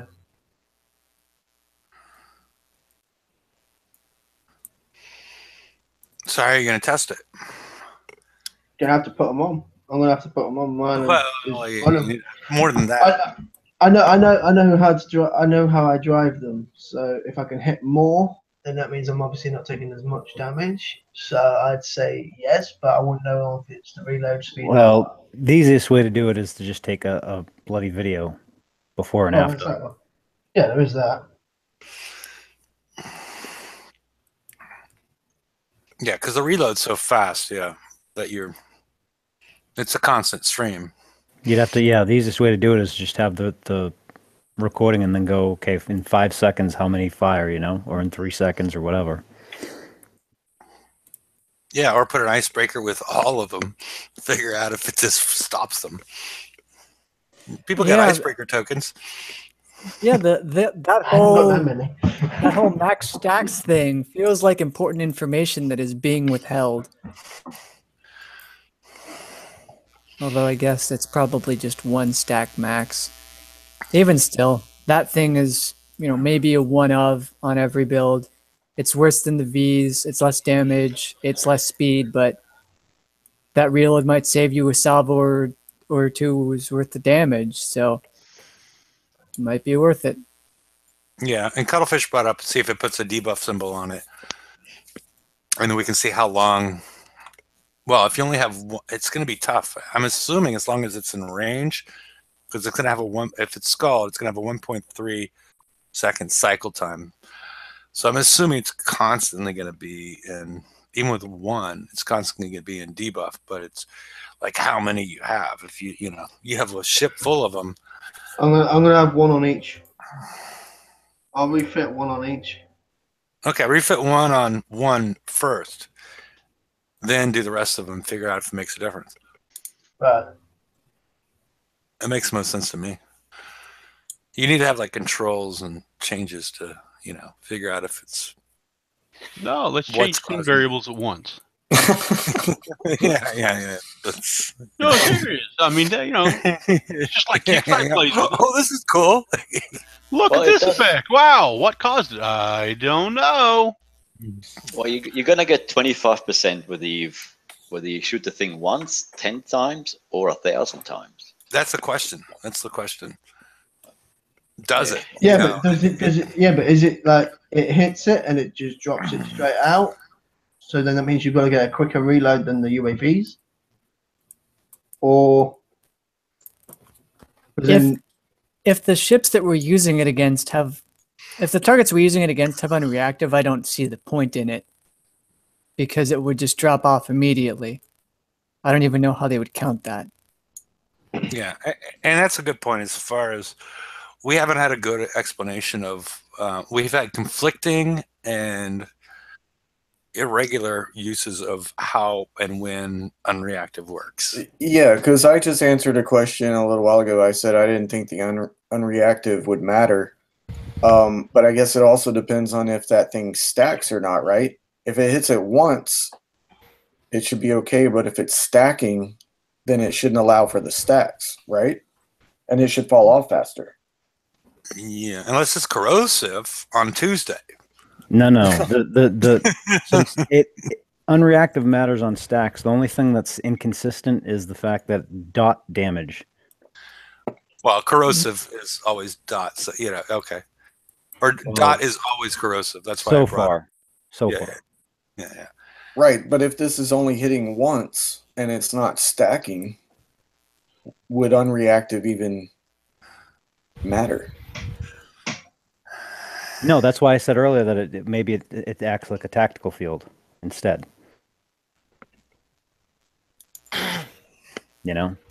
On Tuesdays. On Tuesdays.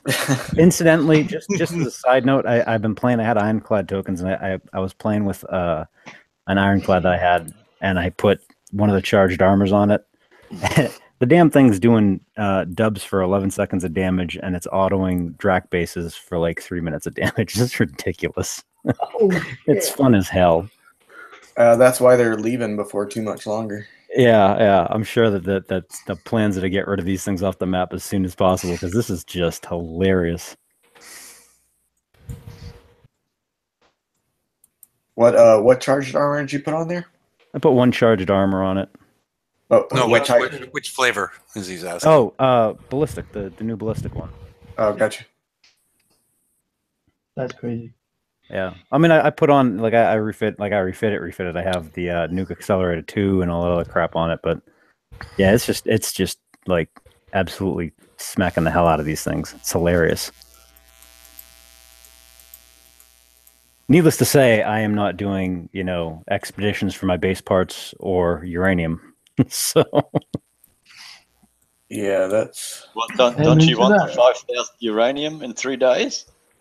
Yeah, that is not how that works. Like, I don't know why. Like, everyone's really confused on the expeditions thing.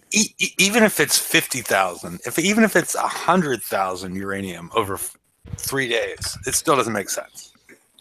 Okay, but explain how it works, because I know a lot of people are confused about it, including myself. I have a whole lot of notes, and I was supposed to write something up tonight. Yeah, a lot of people were actually expecting that tonight, and I apologize ahead of time, guys. I was stuck in Nashville today, so let me go into my expeditions thing and see. So, like, for the uranium, right? This one's like a reward of 11,266. But you have a 500%. Wow, that's a jump from what I've seen. Okay, go ahead. Well, it depends on each one. Like, if you go to the titanium, it's crap. It's like 2,746. The base parts one is 107,000. I mean, we have these things, but then you have the 500% on top of that. So the reward really is 55,000 whatever in 3 days, right? That it comes back the first time, and then the next time it's going to be what would it takes it 3 days. It takes it 3 days for the 55,000, right? No, it should trickle in, I think. No, okay, but I mean, total. In total, at the end of that period of time, that's all you're getting, right? Yes. Yeah. As opposed to hitting a 102 and getting 48,000 for 0 damage in 4 minutes. Correct. Okay. Yeah, so it's horrible. It still sucks. Yeah. No, I understood the way it worked. You basically take that number and multiply it by 5. Right. But the idea is, the idea is to use old, fleets that that are just sitting, right? So, like, if I was going to do the uranium one, if I was going to do the uranium one, I'd use my Tide Seekers. Because you don't give a crap how damaged they get, as long as you can finish the target. Who gives a crap? Because they're going to come back repaired. Mm-hmm. Yeah, but the thing is, the only time this will be actually really good for all of us is during raid. If you can hit it, it's not going to be. Yeah, it's not going to be. It's not going to work during raid. Yeah, so you hit it before raid. No, it's not going to be like the week of raid. I doubt these things are going to be active. Oh. Yeah. No, I mean, I think as opposed to raid, like Chris, if you're going to go on, if you're going to go on a bender, hit this thing, and then when you come back from the bender, you got 50,000 uranium extra. All right, let me put it another way. Hold on, let me put it another way. If you're playing right now, right, you have how many fleets can you use for your uranium? I use my Tide Seekers into 52s, and then I use my Fangs into 101s. The Tide Seekers auto it. Okay, see, I have my Hunters and my Fangs, right? And I can walk anything I want for instant uranium. But I got my Tides just sitting in the corner doing dick. Stick them into the 52s, they auto it. Well, yeah, but I have 2 other fleets that I can go and auto the 102s. Why would I auto the 57s? Auto the 57s for resources. It kicks ass. You can auto those things, and you're getting a shitload of resources. I'm not doing that. I don't need resources. Well, right now you don't need resources. If I need uranium, what I'm saying is, if I need uranium right now, I have 2 other fleets. I'm talking, the other oil, Yeah, no, I don't need any of that, and that's not even part of the discussion. The discussion is, I have a fleet that's just sitting around doing dick all, right? Why not have it on the X? Well, which fleet is that? My Tide Seekers. Okay. Yeah, that's the thing. I don't have the Hunters, so I use it for the 15,000 uranium. If you know what I mean. You're saying stick it in there for 3 days. Now in an hour, I could get 50,000 with the Tide Seekers alone. So can I. But the thing is that expedition's going when I'm not on the computer. So if I come in and I want to do something, like if I want to do some researches and stuff, and I blow through, 150,000 uranium, and then I blow through the other 200, rolling crews, and then I gotta go. Well, I'm not all that concerned because I have something coming in if I need it, or I can come back on and do that. I mean, I have TLCs. Like it's not supposed to replace chores. It's just supposed to help. The way I see it, doing it, if I'm going to do it, is I'm going to do it overnight. Like if I'm not using base parts, I'd do it overnight. Because I've got base parts, I've got to wait. I'm waiting for the the new gun for the OP. But yeah, I don't know. I mean, I'll probably stick it in, but in a minute I don't really need it. It's like I can do everything on the map anyway. And I'm definitely not doing the Titian, mate. Titian, they offered me 13,000 for 3 days. I can do 13,000 in an 83. yeah. For The problem 5-minute is, repair. yeah, I agree with you, Chris. The big problem is that they're giving you targets that are, I'm not sure if they're more difficult or less difficult because They're more difficult. Okay. Especially with the Titian one. And so you still need to do the battle and lose the fleet for all this period of time to get less resources than you could get from hitting one target. And that's the part that loses me. Yeah, but the thing is the titanium one is if you've got the big grease monkey. Well, I don't know what people are calling them, but they're the big ones that fire the big ass massive missile down at you. And you've got the black clouds. You've got to hide in them black clouds all the time. You've got to be constantly. You can't auto none of them. I don't think you can auto any of them. But you guys are talking. You guys, hold on. You guys are talking like it's supposed to replace the chores, and it's not. It's not supposed to. No, that's what they said, George. They said it reduced the chore time. It was supposed to reduce your chores, and it does. If you think about it, it'll reduce it over the course of the week. Reduce it by 1/10 to 1%. Come on. Get off the semantics and make it do a job. How many base pots do you use in a week? As many as I want to. How many do you actually use in a week? As many as I want to. That's not what I asked. How many do you actually quantify it because I don't know what I need. Okay, say your max is 1.3 million, right? 1.3 million, 1.4 million. Go for that. You have 1.3 million, 1.4 million, right? You blow your base pots. You gonna go and do that chore? No, because you're waiting on the 14 days of bullshit friggin' turrets that has to friggin' do. Because even with 1.4, you're still waiting at what, 11 days for a damn turret? Okay. Keep going. So what's your fleet going to do for that week? Just fucking send it out. Send it out. Get some base parts. Take it on a slow cruise to base parts. George, that's what I do. But George, you're missing the main point. The fact is, he could go out and hit a 103 in the same amount of time it takes him to hit the base parts expedition target.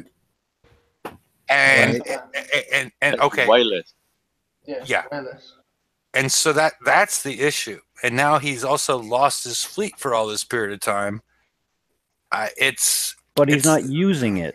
That's the thing. Is like when I'm going to do the base parts one, I'm not going to need the base parts at the time. I'm just going to let that do it on for fun. But what I'm saying is you're doing the same amount of work. You're just losing your fleet for a period of time. The only potential bonus is it comes back repaired 4 days later. But that it's only a matter of repairing them that appears to be beneficial to players. It's not the actual work to actually go and hit the target. What would have been better?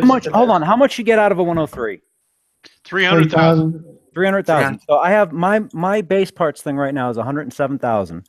So in 3 days I'm going to have 500 and something thousand, right? For the first 3 days. The next time it comes back, and that's if I do poorly in the target or mediocre in the target, right? It can be shorter than that.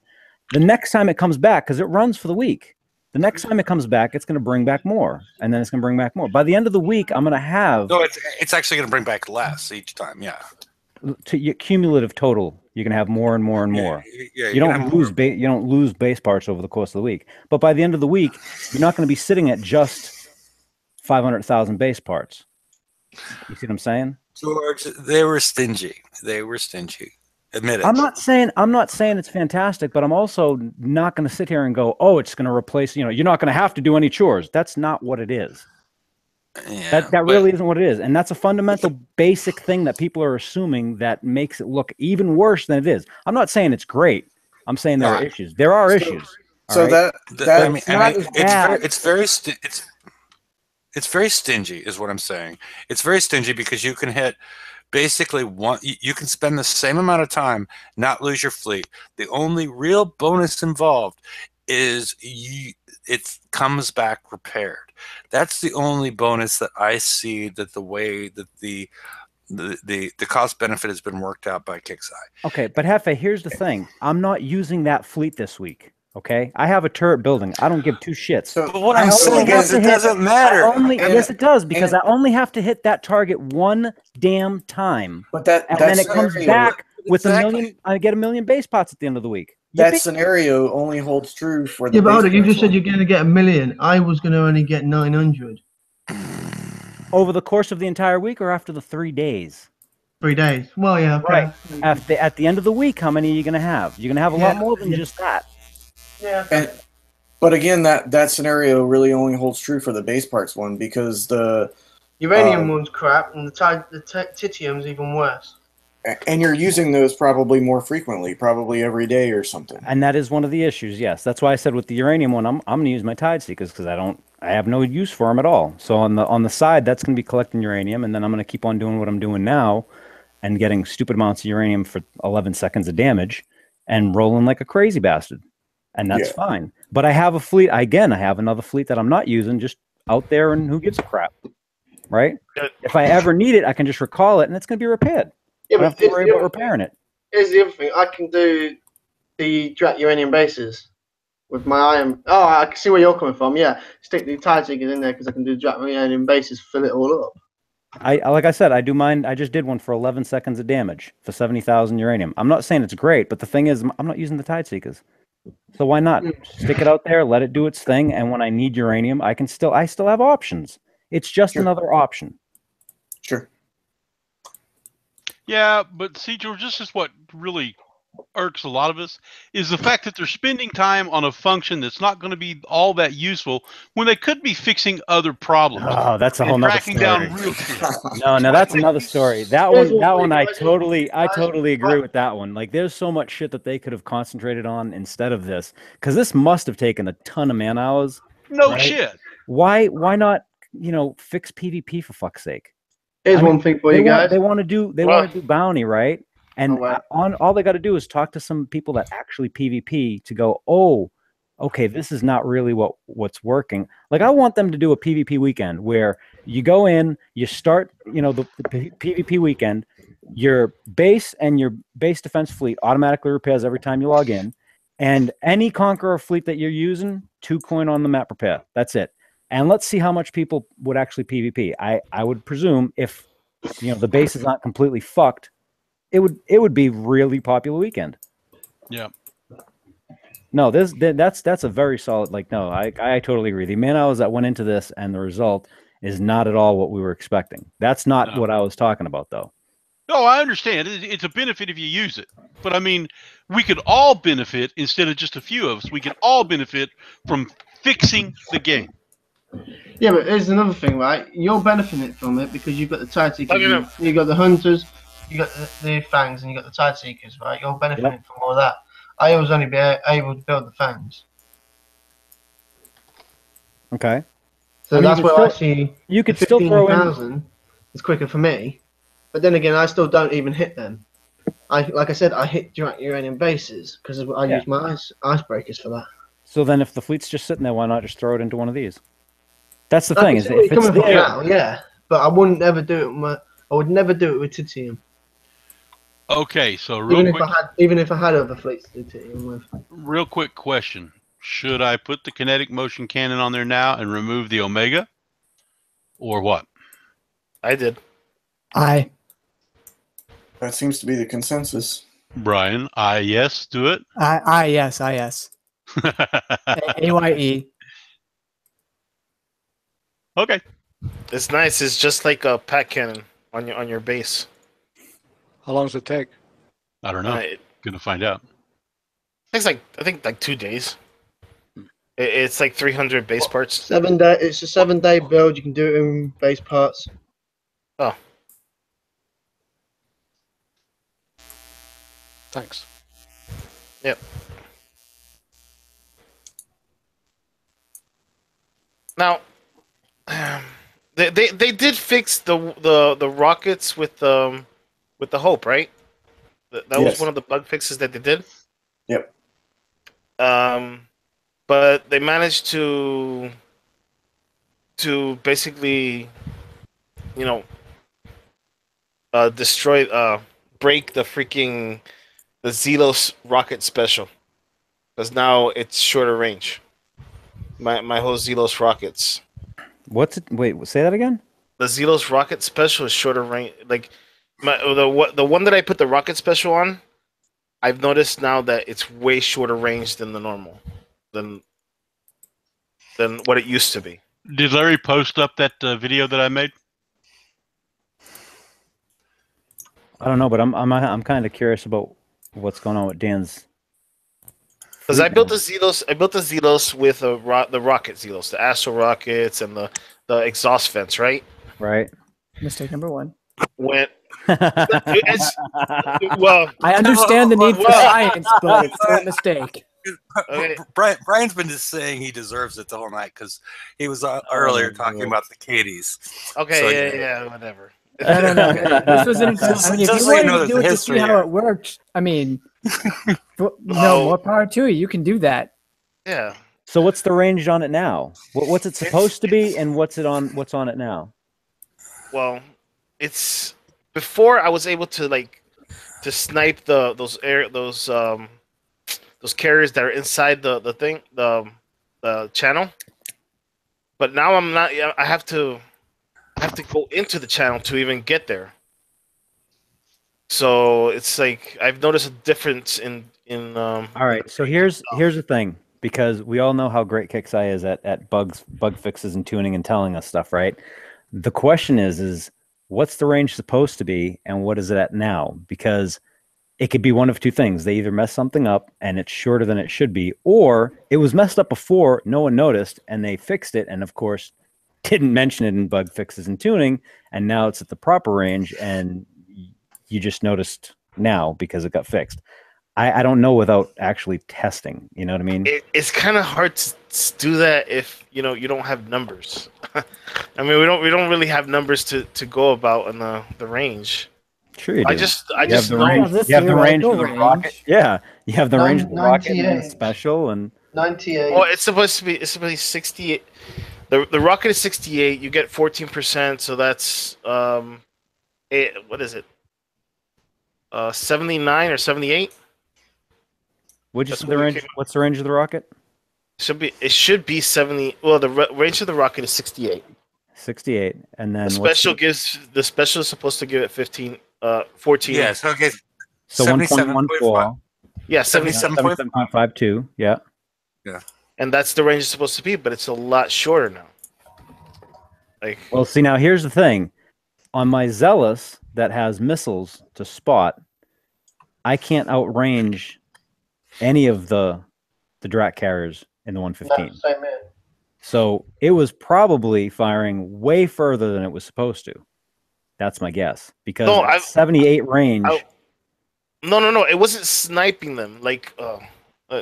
It was like I was able to not enter the channel. I was still able to they were still able to land hits on me, but it wasn't. I was able to target them from outside the channel. Now I have to go way inside the channel so I could. What's the range of a Zealous with missiles? 98? Yeah. Yeah. Is that what it is? Okay. I am at the door to reach those things with my Zealous. So at a 20 space difference, yeah, I would assume that you'd have to be inside the door in the channel to reach them. Yeah. I'm guessing. This is just purely speculation and guessing, like wild ass guesses. But just based on where my Zealous is when I have to hit the 115s, if that rocket range is only supposed to be 77.5, you got to be inside, is my guess. That's just... Well, I had to beach it a little bit. But it was able to get there, It sounds like a problem that they fixed. Yeah. That's what I would go with without testing it.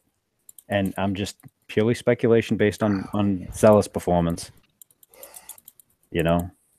It sounds like maybe they just found something and fixed it. Okay.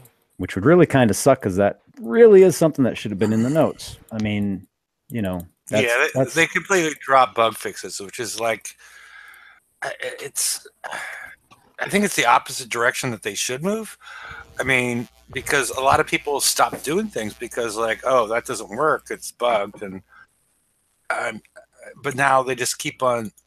You know, you have to keep on testing it in order to learn if it now works. That part I don't like. I don't think that's a good move forward. As far as just not telling us and having us like, okay, well, I'm gonna go hit the 52 siege target again, see if the lag is gone. Why? Okay, I'm gonna go take all this damage, and you know, because they're not telling us. It's just a communication breakdown. It's driving me insane. That was for you, Mike. I just want to know why they're not telling us the bug fixes. Like, I mean, honestly, why would you not tell us the bug fixes? I don't understand that at all. It is a triumph of your company that you have done well and fixed the bugs. Well, okay. or they didn't have any bugs. See, that's what this game is bug free. Yeah, that's what they're trying to say, but not admitting. So you're saying it's coded by freshmen in high school? Yeah. Well, oh Lord, I don't know. I mean, you know, I'm not even going to make any comment on that one, but no, but that's what they're saying by not admitting that they fixed stuff. They're saying it never existed. You know, which is, you know, I guess it's the way the world works now. So how much VXP do you get for one trip through a 100? You get 16,000 per ship with the triple. Yeah, it's 5.5 basis. So it's 5.5 thousand per ship with no triple salty. So 66,000 is what you're supposed to get with triple salty. Yes, for 4 ships. Yeah, right. So let me ask you this: if you go in there, since you're going to go in and die, and if you're going to use a grease monkey, why wouldn't you go in there with a grease monkey and get 15% more on top of that? Because you're not getting the 3 times. You're not getting 3 times the VXP. You're only getting a single. It's times 1 instead of times 3. So the grease monkey 15% bonus does not stack on top of that then? You can't put 2 crews on. No, I don't. Oh yeah. Okay, I'll go back to sleep.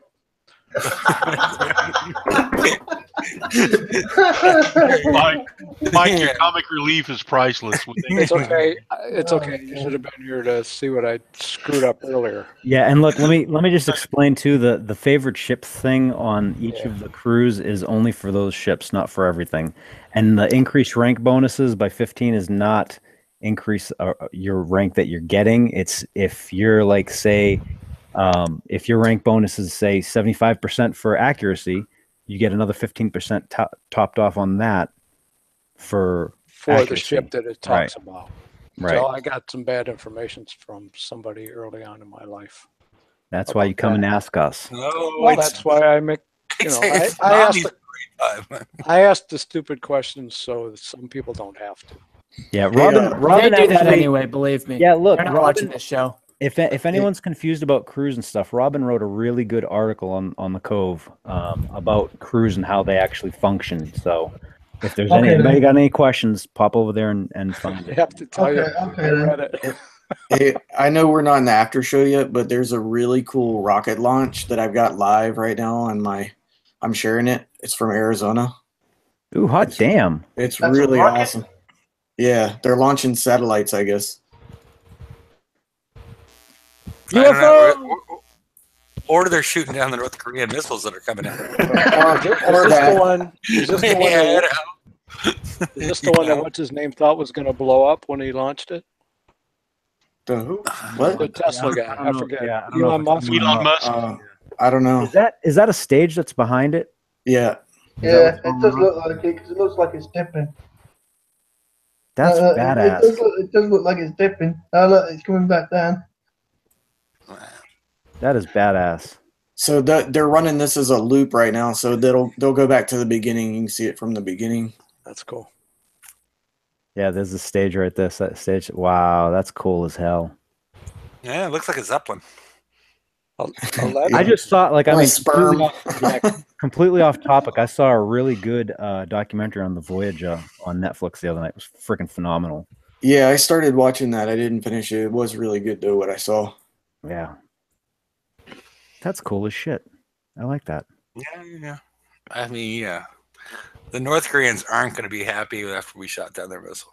Yeah, the North Koreans. I'm surprised they're going after Arizona, though. I hey, mean, we have a nuclear reactor right there. Yeah. I'm just surprised that was the first target. Is it Tucson or Phoenix they're going after? This is west of Phoenix. Okay. So I'm actually going to go outside here in a little bit, see if I can see the trail from it still. I doubt I can from where I'm at. It's probably hard to see. Yeah, wow. But I think that's really cool. Just, No, that's cool. And they did plan. Yeah, that didn't even look like that was a weird separation right there. Huh. Breaking sound barrier. No, that wasn't the sound. I was talking about the separation of that stage right there. Yeah, but I think that's what he's also talking about as far as these shockwaves. Yeah, there's sound barriers. Turbulence in the Yeah. These are shockwaves, I think, that are coming off because of the breaking the sound barrier. Is that what you were talking about, Chris? Yeah, that little fucking yellow thing will keep on fucking flapping up like a Christmas tree. There goes again.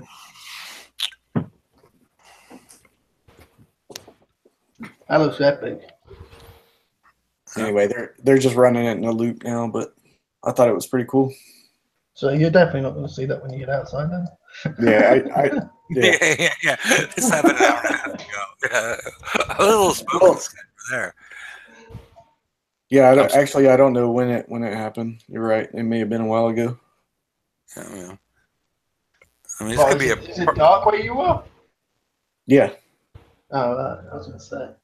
Yeah, it's 6:15. 6:15 at night. It's 7:15 here. It's oh yeah, you guys are the fucking rebels. It's 2:15 for me, mate. Yeah, they actually do the right thing by not having daylight savings time. Yeah. Arizona is like the only state that doesn't do a daylight savings time. No, Hawaii doesn't do it. And I think there's one more. I think there's 3 states that don't do it. Alaska would be the other one. If there is one. No, but surely they want it, don't they? I wish they'd stop it. Because it doesn't even matter for them. Yeah. The reason daylight saving time existed in the first place has long since passed. Yeah. It died out with electricity. Damn. Get it together, world. I guess just America, because we're the only one that does it. No, you're not. Like everybody's rhythms go crazy. No. UK does it. Yeah, UK does it like shifted a little bit. Actually, most of the world does it. We go back and then go forward, mate. We don't just keep on going back like you lot, but we go forward as well. Yeah, they keep on changing time forward until now. I mean, we did go back a while around. The skies are dark at this point, right? Yeah, we went back a while last year. That was bad time. Yeah. We're in the dark ages now. This is the last 12, 11 months. Switch your PCs for stones, guys, because it's going that way. I don't know what that meant, but but very interesting, Grimace. And I'm glad we shut down that North Korean market. Well, I'm glad I'm still here. I'm glad I'm still here to talk BP with you guys. Yeah. And again, That's I'm just surprised. I'm just surprised they targeted Phoenix. But yeah, I'm gonna go outside real quick, see if I can still see any traces of it. I'll be right back. Take your camera with you. It could have been a dirty bomb, Grimace. So where are your? It made me feel good. I didn't hit him. He's just gonna get mutated. All right, I'll be back in a second. I don't want to know what a Grimace looks like mutated, you guys. Yeah. He's already purple with huge eyes. Is he gonna turn? Is he gonna become like a human? Is it just the other way around? Yeah, we all thought this was the end point of radioactive mutation, but it could be a midpoint. We'll see. He turns into Godzilla. Yeah, this could be frightening. Oh, yeah. Can we send him? Can we point him towards North you Korea? You can keep him there. He can take you. He can take you. We're on the other side of the water. Yeah, or, the ice packs are coming for us, mate. So you'll be fine.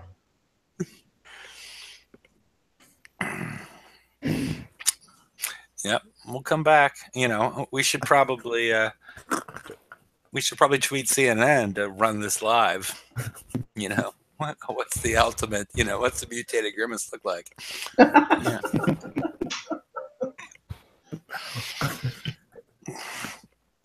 Alrighty. Besides the world events that we're being kept up to date with, is there anything else that can't be kept to the after show? I was actually thinking. I don't know if it's had to come up that new reloader for the FM. Would that knock down your icebreakers even further with them skulled? Well, I think you're already just at 0.2, right? So I don't know if the reload would matter, but the explosive damage might if you're not using something else. But again, this is one I think of, right? Yeah. It's one that I think goes on the Hope. Yeah, it would make more sense on the Hope. Does it stack on the Hope though? Probably not, because and it stacks with the yeah, because a lot of people are using the what the hell is Delta it? V mortar focus for tons of damage. It stacks with it does stack with a hell of a lot of stuff that thing does. Yeah. It stacks with the what's the one that does like the 275% rocket reload? The Shell Warhammer 3 or something. No. Yeah, I know what you're talking about. The it's old as it's an old draconian. Yeah, it's an old draconian special that. Yeah. That's how we found out the 0.2 thing. That's when that got implemented. Was when that came out. Cluster warheads. That's the one. Yeah, cluster. It does stack with cluster warheads. I don't know why, but whatever. It does, but I'm like, Huggies doesn't have the new special in there yet. Like, and I didn't run the math myself, but I don't think it takes you below 0.2. I think it gets you close. So because with cluster warheads 3, you're still at like 0.68, I think. But do you need that much reload? I mean, the damage on those damn rockets. If you can get the damage and the reload, yes. But why would you need the reload? That thing's gonna one shot if it's if it gets Tier 7 Conquerors are coming in January. Right, and from what we've seen, it looks like corrosive is gonna be the weakness, not explosive. Yeah. Well, peck it to death. Yeah, I mean, I guess you could do a lot more minimum damage. Yeah, but also, explosive may not be the weakness, but it might be. You might still be able to punch through. Again, 312,000 crits. They have to be dead center. They're not going to be. So let's say 250k crits. Well, it doesn't have to be dead center. It just has to be within the inside range of the splash damage. Yeah, but we don't know fall off before the fall off part. No, well, we don't know what that is. Okay, so I send a fleet into expeditions, right? So the fleet stays on the map for the whole entire 2 days. It's not on the map. It's just there. Like it's in the bar. Yeah, it's in the bar. Which is that I think is just asinine because you could accidentally recall it and then you're fucked, right? Yeah. No, you can't. It's actually grayed out for recall. Oh, really? You can't do it. Yeah, you can't. It wasn't originally. It's just annoying. It's just annoying being there because I kind of like bringing in all my fleets and then I have that one fleet that's just sitting there and I don't know where it's at. Yeah. That 501 or 0.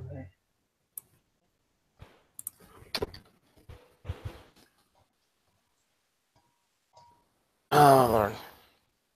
But yeah.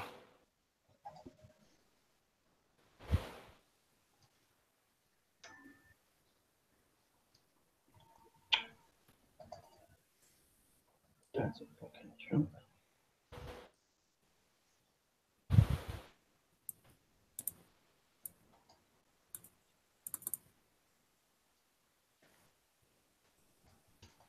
Is that it? Were we are we not doing anything else? I mean, I guess so. I mean, I all the new got a question. enterprises. I got one question about the expeditions. okay. Like what? Okay, so what if when the fleet comes back and you are full on base parts, or There's no overload, mate. Will it overload or will it just? I'm guessing it's going to go right into the ocean. Ugh. You can't hold more than you can hold. I mean, you know. I mean, because it does take 2 days. You might forget about it, and then, oh well, it went into the ocean. Yep. That's my guess. Is it's going to go right straight into the ocean.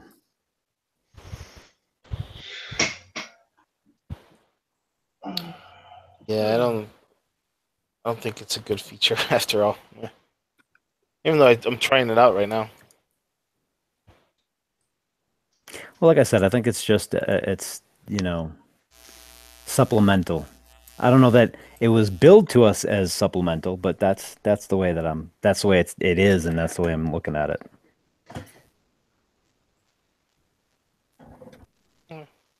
Interesting new concept. I wish, and I think part of the problem is I don't know that they quite understand how we use our resources either. Like this looks like the amounts that I'm seeing in the expeditions looks more like someone was looking at data and was like, oh, okay, well, let's do this and this and like let's average this and they get this number, and that's not how we use the stuff in game. But like I said, supplemental is great. I can use fleets that I actually had someone said that they ran Apollos in the titanium one and pulled it off, and I not knowing the target, I just threw them in there to see what would happen. And actually, if I didn't run into all those corrosive scatters, I think my Apollos would be able to pull it off. Not well, but shit, they're not doing anything else. So if I can pull off the target, awesome. That'll I'll send those things out for that. So what happens when you get the Mega Daily? What are you going to do then? You're not hitting the Mega Daily. I don't use my Apollos for the Mega Daily. Skyfires for that. Yeah, Skyfires do that easily. I got my Skyfires and my Phoenixes. I mean, yeah. See, I haven't got the Gluttony. The flagship for the Skyfires. Yes, I mean that's the thing is like this is and part of the problem is that this is right now geared for just top end players that have these fleets, right? And I think Rampage had said something similar to that on the forum somewhere. And one of the questions that I have that I would really love an answer for is why are you bringing out the tuned stuff for the top end players rather than bring out stuff for the mid level players and then bring out the stuff for the top end players, because that kind of makes more sense to me. Yep. I think it's because the top end player gives them the cash flow. Well, yeah, it is. Yeah, but they don't who the give a hell? shit about Who the base. hell is gonna? No one's gonna coin this shit. Who's gonna coin? Do you know anybody that's coined expeditions to either open up the second slot or to do anything? I mean, there's people that coins walls, so I don't know. Not on purpose, they don't. Yeah, I don't know. I don't know anybody that's coined walls on purpose. I don't know. If you make a shitty enough UI, you can make money out of anything. You can accidentally get people to join Bounty or click repair and relaunch when they didn't mean to, because your UI is built so poorly. Or maybe that's your intent. Yeah. In which case, your shitty company stop. Yeah. And then Matt says he knows somebody that coined the second slot. I'm just going to let that sit there. Oh, my God. Are you serious? Well, this never mind. It's got to be somebody. It was supposed to sit there so they can think about what that potential. No shit. I mean, look, I have a friend of mine that goes out and he works in on job sites that you don't have access to the internet, right, for days at a time. And he loved it. Now, even he blows a ton of money on this game, he will not coin that second slot. And he was like, "Fuck that." But he's got all three of his expeditions running right now because he's not going to be back for another like 3-4 days. If you go around and when the new walls came out, and that's not just these sets of walls, it's the ones before that and the ones before that. You hit top level players, all the walls will be done like within a day or so, and it's It's impossible to do without. No, it isn't. No, maybe not all of it. Maybe not all of it, but some of it. No, it isn't, because those top end players are going and hitting bases to get all the stuff, and then if they're out and they really want to get done, they're not going to coin the walls. They're going to coin the resources. Yeah, because the resources are cheaper. Resources are expensive. Compared to doing walls? Cheaper than walls. Yeah, dude. Resources. Take a look at it. Resources are expensive. Yeah. But every coin instantly factors in the cost of resources. It's never cheaper than coining the actual thing. They just buy Zinth and go ham. Yeah, it's still fucked up to buy resources, because resources, you know, like, I'm not sure if anybody's low on resources, but if you push that plus button, you're gonna see some crazy numbers if you're low on Zinth or whatever. Well, here's one. I've got 100 million on my Zinth to full, and I've got to put 93 coin in to get it full. And I'm 100 mil off. Yeah, screw that crap. It's expensive. I'll just go hit a friend. Yeah, or hit a 57. I mean, there's no. The only problem, yeah, we talked about this too many times, and they're not fixing it. I'm not mean. I've just had a look at the last level 9 to level 9 to level 10. 17 million. So, come on. I mean, they haven't fixed that. They haven't fixed 10 VXP per coin when you buy rank normally.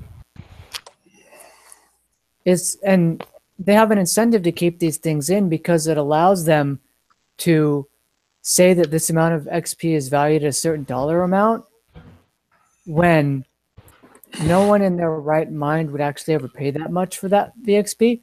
But because they have such a god-awful rate, it's technically true, but even half off of that is stupid. Even 3/4 off of that is stupid. They have to sell these things at 90% to even maybe get some bites. Yeah, I think a lot of them are out there for accidental clicks. But oh, yeah. No, I agree with you. Repair and relaunch. When it would pop up right in front of you. Bounty. Bounty. Mm-hmm. Like, these people are designing this UI this poorly on purpose. Oh, well, see, if it's done on purpose, I don't think that it's done poorly then. It's actually done very well. Yeah, well. Shut the fuck up. Actually fooled people and people weren't bitching about it, then it was done really well. Although I do love everyone who just goes on and bitches constantly that expeditions are a coin fest and blah, blah, blah. Don't do it. Yeah, it's a choice. You idiot. Like, they're not forcing you to do this, and this is clearly, like, you know through your own opinion that it is inefficient, and you say as much in your posts, and you're right, so then you just don't do this. It's not like they're locking you out of chores. Just do the same thing you've always been. Okay, let's go back. No. let's go back some period of time when we said the same thing about the mega hull, and you know that there could be things earned through this that, you know, like, let's see, VXP tokens. You know, that's I could see some fear in people that they're going to do something with these things that makes it necessary, because like they're. Yeah, what the hell are you going to do? They're gonna take everything off the map. No, they're not. That is not. Oh, that will kill the game in a heartbeat. I'm going to tell you. Look, I can tell you right now. I can tell you right now that was a concern that was brought up, and we were flatly told that is not going to happen. Okay, things are not coming off of the map. All right, look at Titium. The highest one on Titium. Titanium. The highest one on Titium. My favorite metal, Titium. Go ahead, Chris. I'm sorry. The highest one on that is 25k. Base parts 3,000 because they haven't rechanged it. What is going to be the new high level for the uranium? That is going to be the base of what they do the next one for base parts after the siege is over. I'm not following. Look at Titium. right? It's at 25,000. Let's go with titanium. Yeah, titanium is 25,000 for the highest one. Titanium. Okay. Titanium. Right. Uranium at the minute is 102. Right. But if you look at the max amount of titanium to uranium, it's only about You can 100. get 42,000 U from hitting the highest target, and uranium is available in the FM. They've kind of hosed that significantly, but no. But what I'm saying is the base parts is going to drop. I put money on it when the new Scourge comes out. We've gone through all of the next raid cycle. When they come out, they're going to drop the base parts down like fucking. Oh my God, he's doing Either that or they're going to make the targets harder because I mean, look. Rewind the show, everybody that's watching at home later. Are you intentionally doing a Liam impression? Yeah, the Drake duck. Yeah, he's intentionally doing a Liam impression because he went with Drake parts or Drake bases. Good grief. Is that true, or are you completely unaware? No, I'm on about the free. I'm on about the 103s. 103s is 3,000 at the minute. That's the highest we've got. I believe you mean 300,000. Yeah, right, 300,000. Yeah. Okay. That's the highest one we've got so far. So when they bring it out in the new ones, because they're going to bring them out again, aren't they? Switch them up. You think they're gonna devalue the target by lowering the amount? Yeah. Okay. So then you're gonna have to do it. You still don't have to do it. You can if you are going to tell me that the future iterations of these targets are going to be less efficient than going on an expedition, I'm probably going to try to stifle a laugh at you and fail. If they make those things required, again, you can only get 2 slots. You still have to go and kill a target. And yeah, but that's the only way I can see them forcing us into doing it. Yeah, and they're not going to do that because that sucks. Why are you assuming that they're actually going to force you to do it? Because I'm expecting them to. They force us. Okay, hold on. I'm expecting them to actually throw out some. Hold on a minute. Let me finish. I'm expecting them to actually come out with harder targets that pay more, rather than anything else. And then at that point, expeditions would probably become a bridge for the mid-level player that can't hit these higher targets to do at least something if they tune the expedition targets properly, which, well, kicks eye in tuning, but there we go. Yeah, but they forced us to do the mega. I mean, in what way? Hold on. In what way? In what way are you forced to do the mega? The Conqueror VXP tokens. Okay, but that means that you're PvP. While I go out and hit 5 targets with a triple salty and skull my fleet. Get wrecked. We have that aspect. You're not forced because the thing is to get the Conqueror tokens, that means that you're actually trying to do PvP. Okay, if you're doing PvP, chances are you probably should have the damn thing built anyway. Yeah, and even I who don't really do PvP, I do kind of want to build it just for the ability to get those tokens. But I just came back with my response of, hey, I just went and suicided my fleet. I can suicide that fleet 5 times in the amount of time that it would take to repair 1 fleet of bucks, and they'd be pretty much skulled at that point. And but you're not using the current one, so that are 3 hours repair, right? No, the current one. You're using the 30-minute repair. Hold on. Not the 3-hour Conqueror. What Conqueror has a 3-hour repair? None of them now. They've changed it. They changed it. That was a display error. They changed that within like an hour. What? They changed that within an hour. There's no 3-hour Conqueror repair. Oh, okay. All right, we said that last night too. All right. I well, okay. Well, I just believe what they said. Blame me. We covered that last night. I know. What I mean? They had that. But I'm still not over it. I mean, it was you have PTSD at this point. I'm still not over it. Because it was they completely fucked over everything for, they've multiplied it by 6. Okay, if they fixed it, I think they took the it's gonna take me a day to figure it out. What? I think they took they copy pasted the Defender repair time instead of the Conqueror repair time, which is still like a massive mistake. Like, I mean, kicks QA lull is the meme I'm going to use, and again, it holds up. Like, there should be an entirely different time. But anyway, no, it's half an hour. Everything is fine. But even then, you get one of those. Then basically, well, no, they were a little more expensive to skull than bucks, but you could still do it in a non-intrusive way if you triple salties and grease monkeyed the whole time or spent a moderate amount of coin. Yeah, I mean, if I'm going to be upset about anything this week, what I'm upset about is that the skill hull isn't out this week so we can rank it on VXP. Because now we have no rank. We're going into next month's raid, and I'm going to guess, just based on past history, we're not going to get enough VXP tokens to get those things skull ranked in a TLC. Oh, certainly not. Not skull rank. But maybe like 40, 50%-ish? Maybe, but at that point, that's still, why, Yeah, like I would rather have it out this week. The targets are tuned for them to be skulled. If they tune the targets to be skulled and literally don't give us enough VXP to skull them, they're idiots. Because they have never done that before. Come on, man. I mean, I'm not disputing that they're idiots. I'm just saying. Like, it's a terrible design decision, but you're right. They have done that before. Well, and I mean, I say that, but you can typically do those targets with a lower rank, but you're just going to take a lot more damage, obviously. So you might not have to have them skulled, but you're going to have them somewhere over 50%.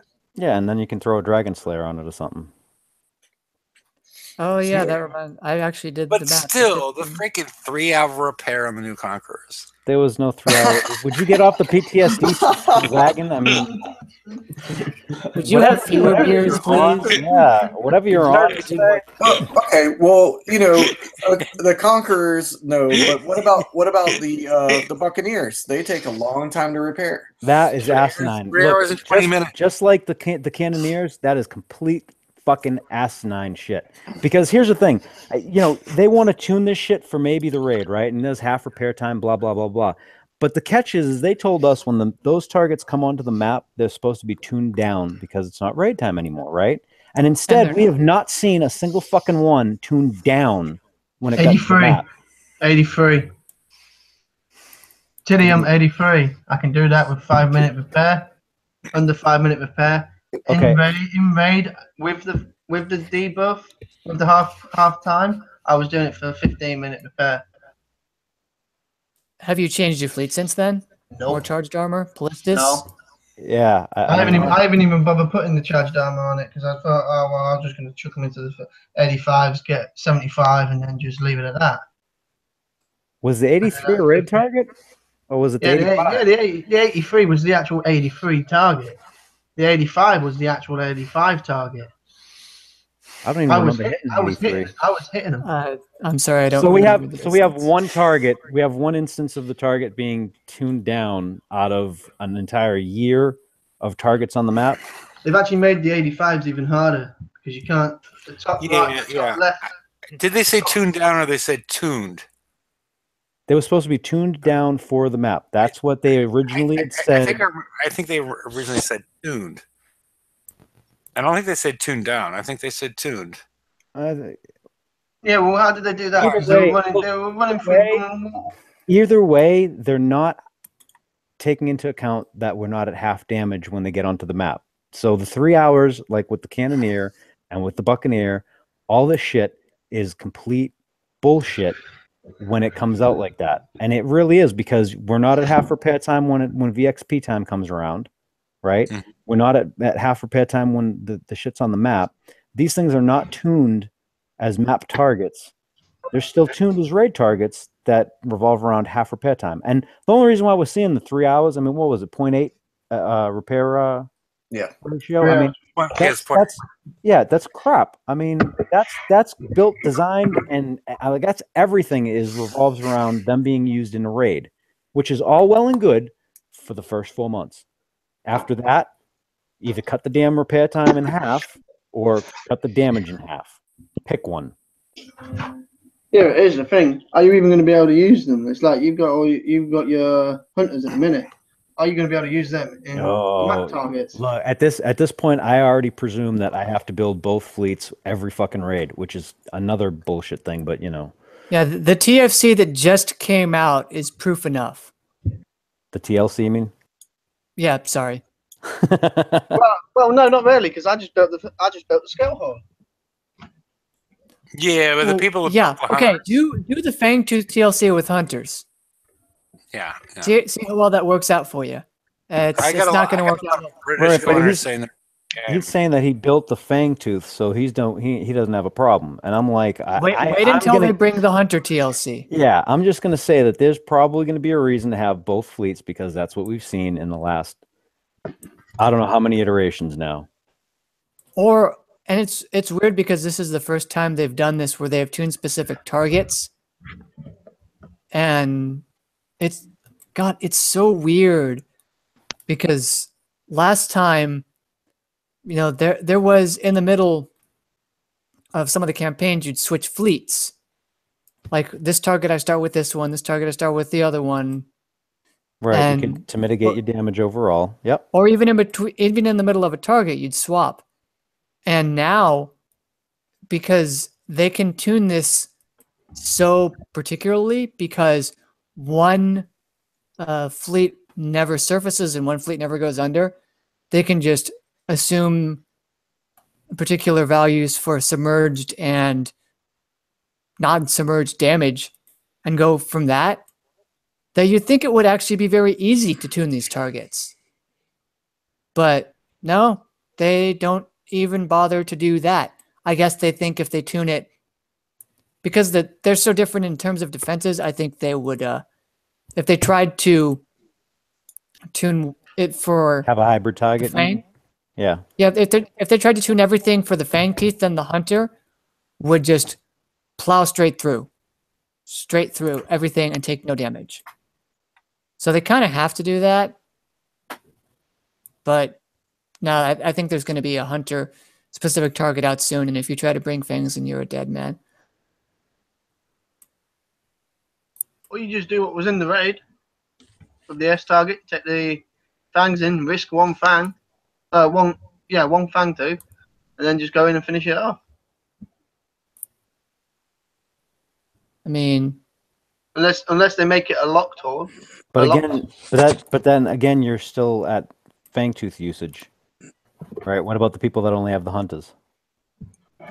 Well, yeah.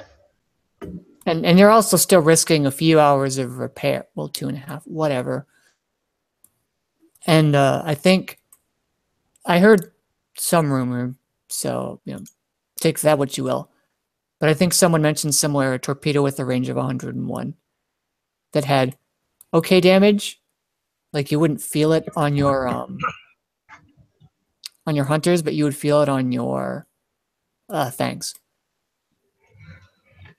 Like that, they could do that. They could make it. They could make a torp with a ton of submerged damage, but no like above damage, like the opposite of the mayhem. Yeah, the mayhem torp in reverse. Yep. You never know. But there's plenty of stuff they could do to effectively hose you. Well, I mean, we see that all the time. We're effectively hosed every fucking month.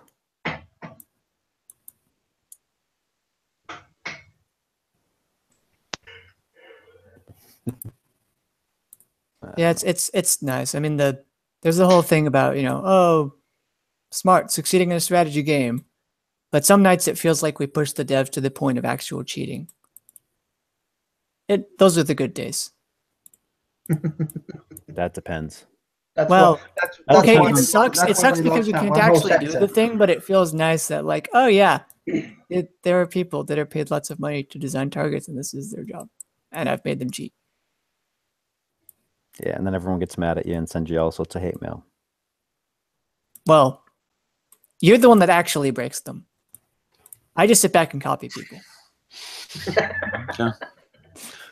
Well, should we go to the after show, or we're going to talk about the 3-hour repair on the new Conqueror hulls?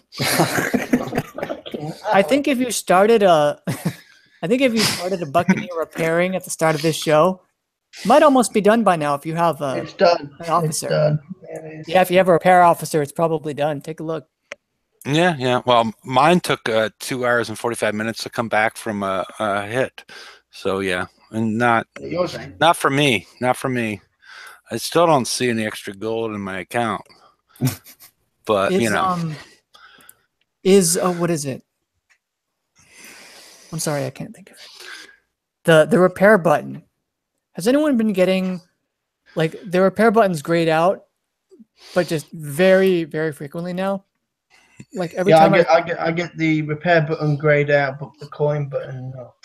Yeah, and it just stays that way. It used to stop after leave dark and then come back. Yeah, it started with Bounty 1. There's been a lot of, at least in my opinion, there's been a lot of fucked up things in the game since they first introduced Bounty. You're just anti-Bounty. No, I agree. No, there's been multiple things that have happened in the game that are wrong since Bounty was introduced. I don't know what they did, but like they rolled back the code to the point where like, oh, okay, now we have tons of bugs in the game after That's Bounty. when the big lag started, right after the first Bounty. Yeah. The bigger, They've been doing the bigger lag, I'm sorry. Yeah, especially in the siege targets and whatnot. There's been 52s. stuff. Yeah. Yep. All right, we're gonna. I'll post the link, and like I said,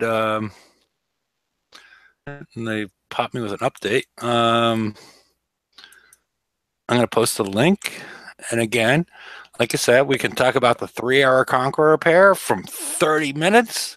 Jesus Christ, what the fuck are they doing? And we can talk about, what's everybody going to make for Christmas dinner, and everything else on the after show, because we've been going for close to 3 hours. And, but yeah, Bounty 1 did create, it created changes in the game that we can't really explain. But yeah, and I don't think they can explain because, whatever.